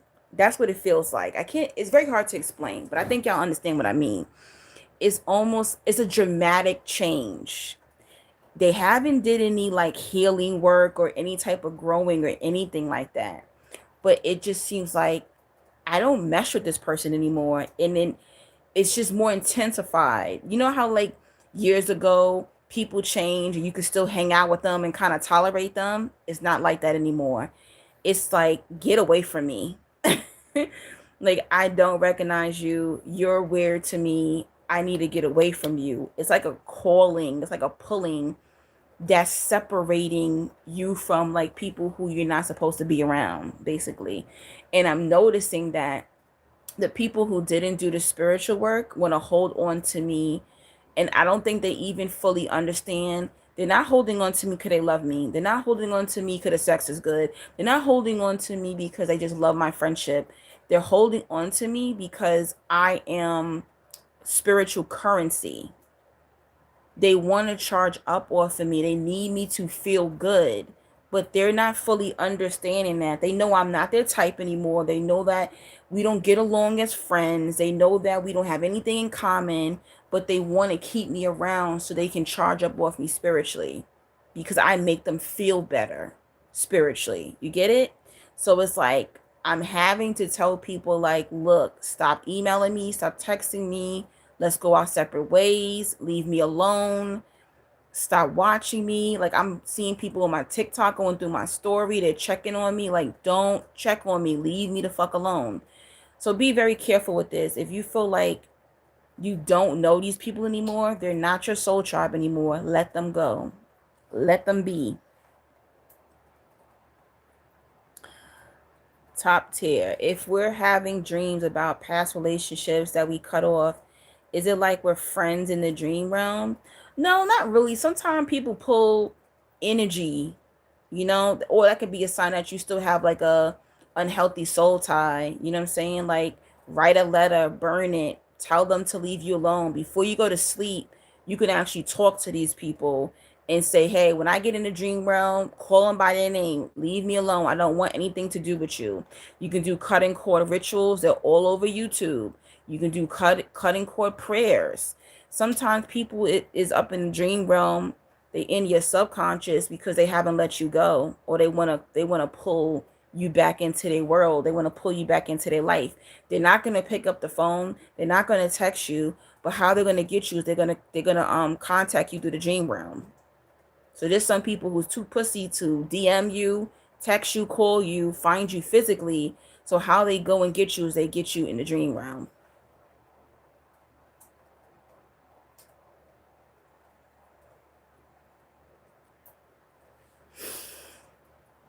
Very happy. Timelines. It's wow, but also interesting to see how things will be in a little while. Oh, I just heard Bono's voice in a little while. I suspect. That means I probably have to go listen to that song later. Omar said nobody want to date or go out. Everybody just eating and being anti. That's so funny. You are too funny, boy. I'm trying to tell you, people, they are trying to push something onto us. Yep, it's true. It sounds terrible out there. Knowing is half the battle. See, us Leos, we can already sense what's about to happen. Like, yeah, something's coming. I don't know what it is, but something is definitely coming. Um, Something I noticed too is like people don't know how to communicate with humans. I feel like what also makes having friendships and dating, people don't know how to communicate at all. They're constantly communicating on their phone. And then when you get in front of them, they can't make eye contact with you. They can't keep up with a conversation through the phone or even in person. They don't know how to build. Everybody wants to be on their phone. They'll say they're lonely. They'll say that they can't find anybody. But when they get in front of an actual human being where we have eyes and blood running through our veins, where we can actually touch them, where they can see our facial expressions, they cannot do anything with that. They cannot handle being in front of a human. So I'm gonna be real with it. I'm not on the Chat GPT or the AI wave, but I do definitely see people. They're gonna be fucking robots. They're gonna feel more comfortable, with AI and having like a fake boyfriend or having a fake girlfriend and communicating that way. I really see a lot of people leaning more towards that. It's very difficult to come across people who are actually able to have conversation in person. Like, they cannot keep a attention span and talk to people in the human form. You know, it's weird. It's creepy, and that's what I find hard. Another thing I find hard about dating too, even if whether you're spiritual or not, is that people they don't know how to build friendship. Like, part of dating is being actually friends. Part of dating should be like, oh yo, I'm loyal, I'm trustworthy. And outside of the intimacy part, you need to be actual friends. That's how you build that trust. But most of these people, they're not friends, they're not real, they're not friends, they're not trustworthy, and they want to keep a distance. Especially, there's a lot of people who they want access to you, but they do not want to work to keep that type of relationship with you. You get it? They don't have the emotional intelligence. Getting cold now. They don't have the emotional intelligence to upkeep relationships. So that's why a lot of relationships are just going to stop at a certain point. Basically, like some of us, we did the spiritual work, we did the healing work, and we're able to communicate with humans, and they can't. They're not spiritually or emotionally intelligent enough in order to do that. So that's what I'm noticing. 10, 20, I'll say maybe 10, 20 years ago, I found it much more easier to date because people actually spent quality time with each other. People was like, oh, no one asks me out on dates, or no one want to go on dates because you don't know how to communicate. What are you going to do? Just sit there at dinner or sit there at a museum and just stare at each other? They don't know how to communicate with humans. And I find that very strange. It's like they want an idea of a human, but when they're in front of a human, they don't know what to do with the human. Get it? So yeah, I definitely see people who's gonna be spending more time on their phone, more time on Chat GPT and all this stuff. It's creepy, guys. It's weird. It's really weird out here. It's weird. So yeah. But I'm glad I have like a few good friends left. Very small, tight circle that I'm noticing, but most people can't upkeep human contact and human relationships. And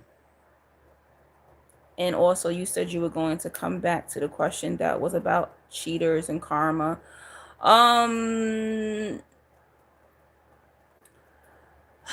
Okay, so when it comes to cheating, okay, the thing about it is that I feel like when it comes to cheating, people think like, oh, this person cheated and they're gonna have a horrible success in romantic relationships, and that's not true. There are many people who are natural cheaters and they have great partners, right? People have this fantasy about karma. You don't know how that person's karma is going to come back to them, right? So people think like, oh yeah, you cheated on her or you cheated on him, and then the next partner you get with, they're gonna cheat on you.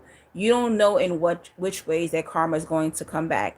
Maybe their karma will come back as in something to do with their child, or karma can come back in death, or karma can come back in they're gonna lose their job or lose money or sickness or something. You do not know how that person's karma is going to return to them.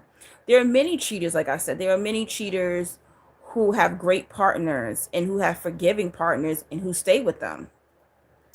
I just feel like there's way more darker sins than cheating.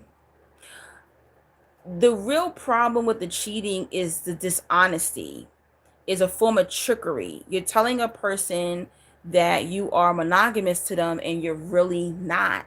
So a lot of things from cheating can happen.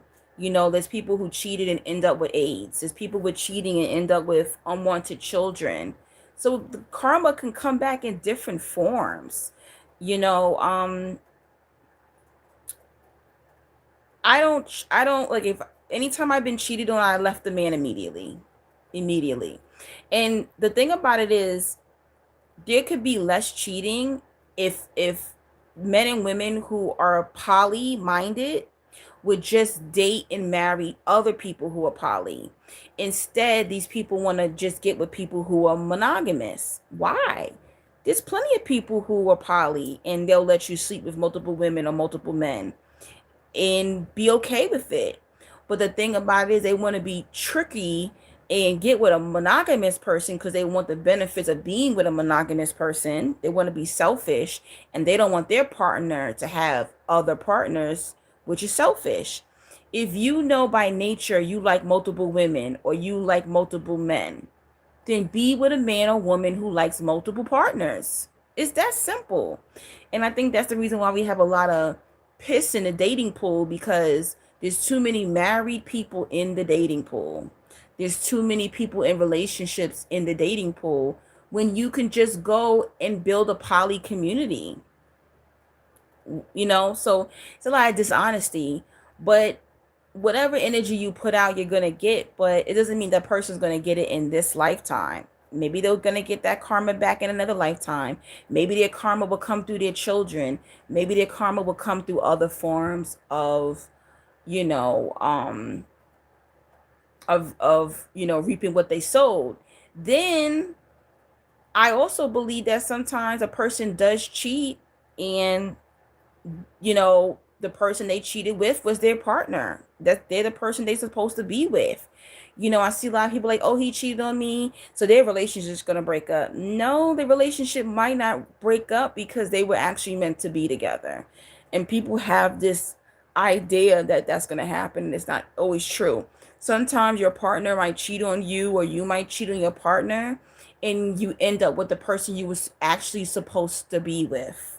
And sometimes those people end up together for many years. Why? Because they were supposed to meet. They were supposed to be in alignment. How they met wasn't morally right, but they are meant to be. Sometimes the person that your partner cheated with, that's who they're supposed to be. And I know successful marriages and relationships that's how it started out. Now, do they have problems in the relationship? Sure. But are they still together? Yep, they are. And that's a hard pill to swallow. It really is. If that was the case, how come killers who kill multiple people are still walking around alive? You know? But that's a problem. If you're mono, date mono people. If you're poly, date people who are poly too. Um, just keep it real. Cheating is dumb. It's dumb as hell. Most people who cheat on their partner, you can just stay single and sleep with whoever you want, but you just want to reap the benefits of what it is like to be in a relationship with somebody. And that's the reason why you decide to be married or be in a relationship and cheat on your partner. But you keep putting that energy out, you're going to get it back. See, I can't be with a cheater because I'm going to cheat back. Because to me, if you cheated on me, you're letting me know that you opened our relationship to an open relationship.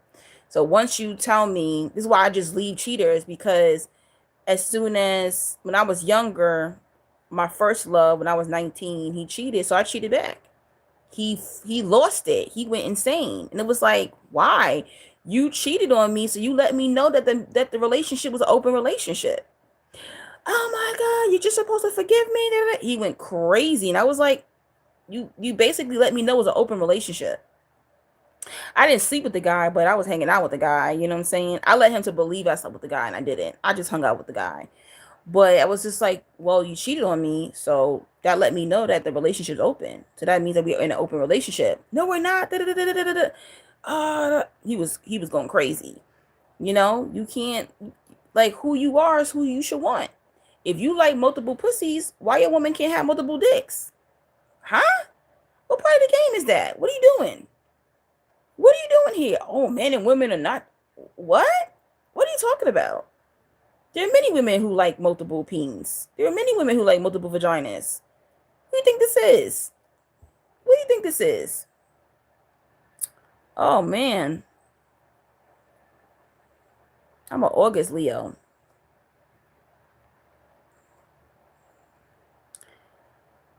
Okay. You're life path number 9, and I'm life path number 8.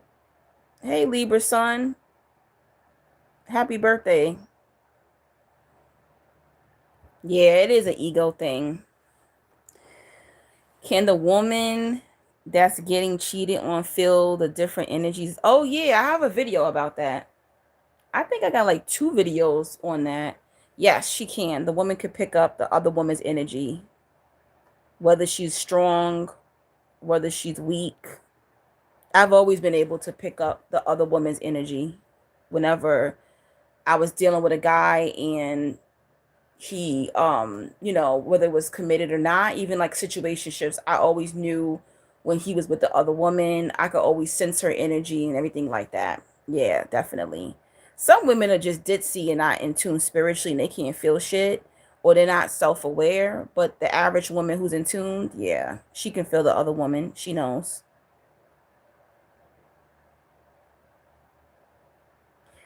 Oh, I don't have no tips on how to remember dreams because I always remember my dreams. Maybe tell yourself, maybe tell your higher self before you go to sleep to remember your dreams. And then as soon as you wake up, if you have a dream book and write down whatever you can remember. I don't know. I mean there are some people who smoke certain stuff and drink certain teas and stuff like that, and they remember their dreams. You know, like I have a clear quartz crystal. They say this is a good dreaming crystal, clear quartz. I keep it near my bedside or I put it in my pillow, but I don't have problems with that. But start maybe look into some teas or something, or maybe some affirmations or words you can speak out loud before you go to sleep to remember your dreams, because you should want to remember your dreams. Those are messages. So, and have a dream book and then write down everything um, when you wake up and whatever you remember, the details, and piece it together until your dreams become stronger. Or maybe you can't dream well because you're clogged up, your chakras, and might not be aligned at the moment. They have tons of dream videos. That's not my expertise. So there are tons of dream videos on YouTube. Maybe they can help you. But I know in the past, I know people who were smoking and drinking and doing shrooms and all kind of stuff to open them up.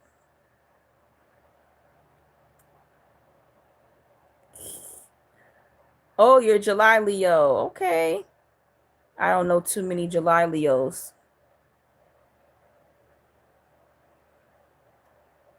Oh, Lord. Listen, y'all keep asking me these questions. Y'all gonna make me look bad on this channel. Listen, listen, listen, listen. I don't have a good record with Nigerian women. I don't have a good history with Nigerian people. That's all I'm gonna say. Why don't you try it? Maybe a Nigerian woman would be good for you. I tried to stay away from Nigerian people because they have been very bad to me. That's what all I'm gonna say. All right. But there's a Nigerian restaurant in Times Square area called Lagos. Why don't you go to Lagos and see if you could pick up a Nigerian woman? But I like my girls from Ghana, you know. I get along better with women from Ghana. I had a couple of Liberian friends, but they were very jealous. But yeah, that's all I'm gonna say. I'm not gonna talk down on people from the continent, but no, I don't have a good track record with people from Nigeria. I have horrible stories about them. I'm traumatized by Nigerians. Traumatized. I'm sorry. I love y'all. If y'all Nigerian and y'all support me, thank you. But your people have traumatized me. Oh Lord. Woo! Ah! It's okay. But you go for it because maybe you'll have better luck with a Nigerian woman. Maybe that's supposed to be your queen. Divine Lyman says, yeah, first time on your live because of the time difference. Where you from? Oh wow. Oh my God, I'm sorry. The first and the last live that you're gonna watch, but just go back and watch my other lives. A lot of them are pretty good. I always watch my lives. Anytime I get off the live, I watch my lives.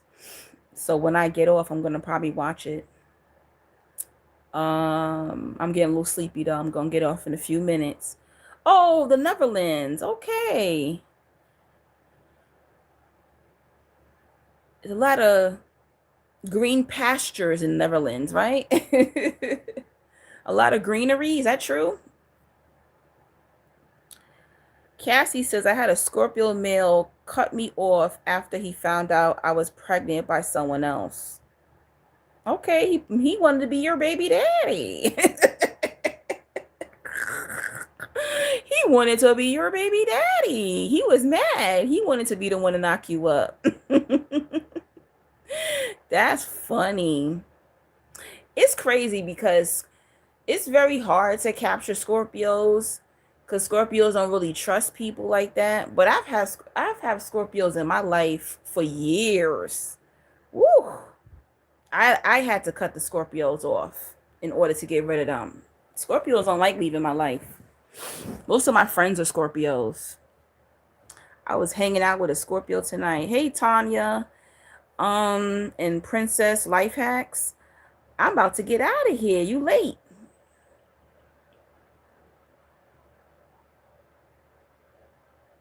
You are super late. You're gonna have to watch the playback. I'm doing all right. I'm a little sleepy now. This rain, I can't believe how badly it's raining. Hopefully the water didn't get on my carpet. Let's connect. Connect how? But yeah. But anyway, are y'all off? Cause I'm in America. I think today's Columbus Day. Let me see. So a lot of people are off today. This is the colonizers' day.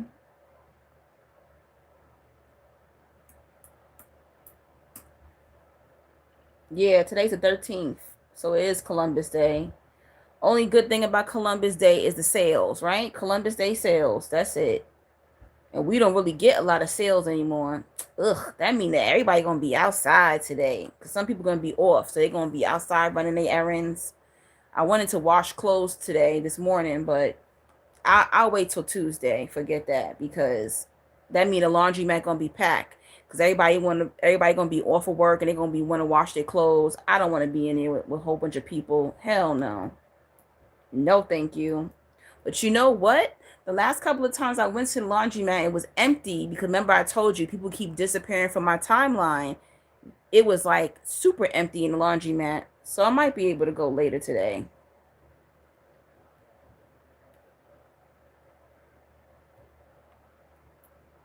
So I can't believe that it is October.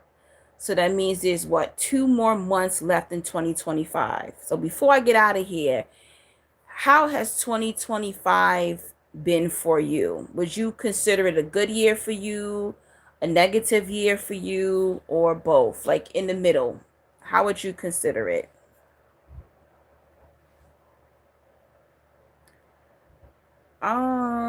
Is Kanye West a chosen one? I think he was until he sold his soul.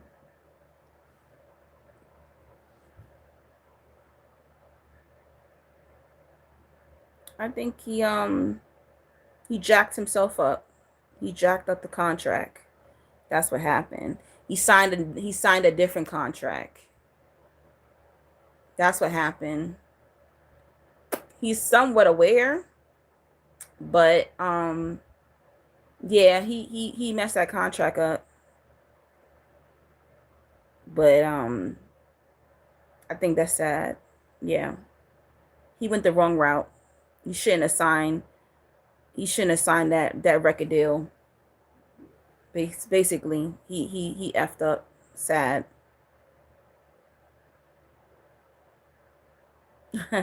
Make your timeline work for you in the laundromat.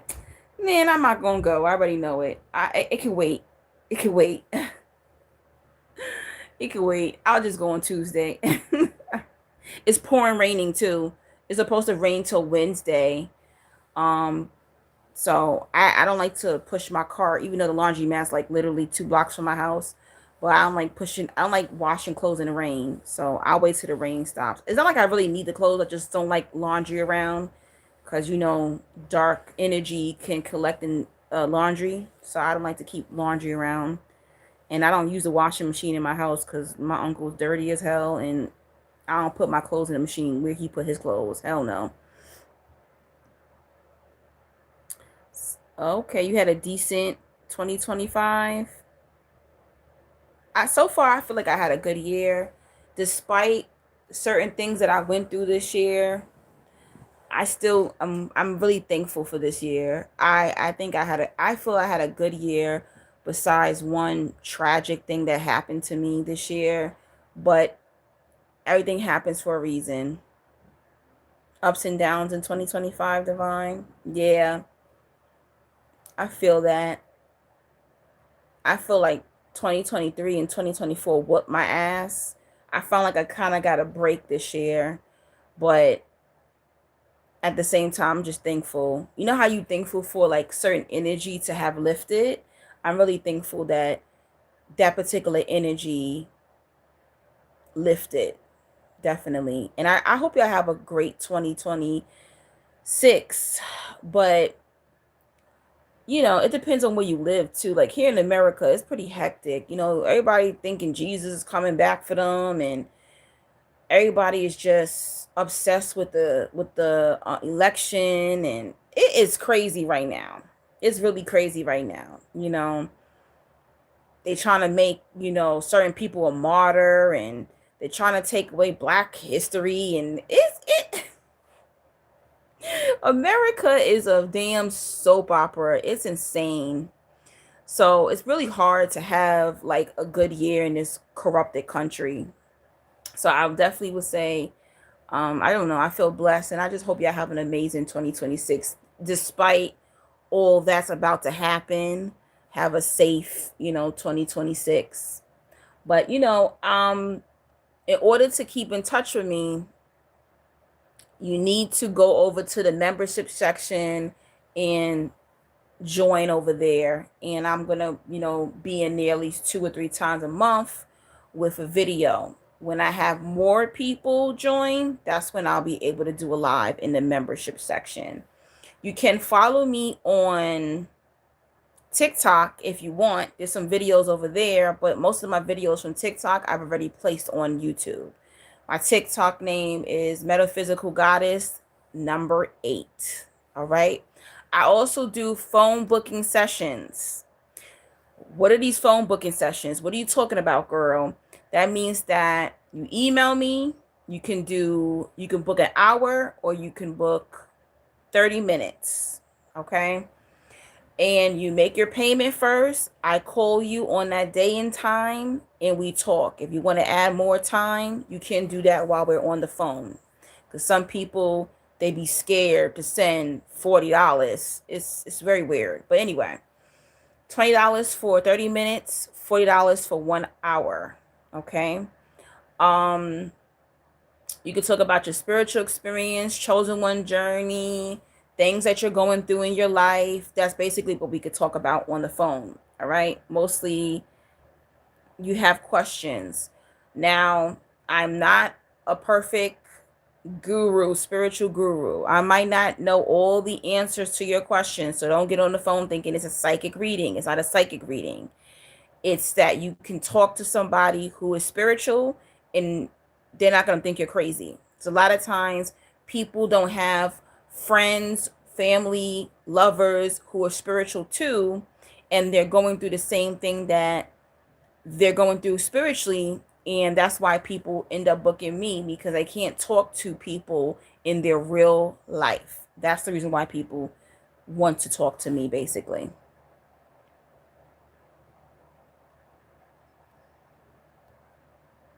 Oh, it is? No. Is it? Oh, it is 7? Metaphysical Goddess 7? My bad. My Instagram is Metaphysical Goddess 8. No. My TikTok? My TikTok is not Metaphysical Goddess 7. I thought it was Metaphysical Goddess 8.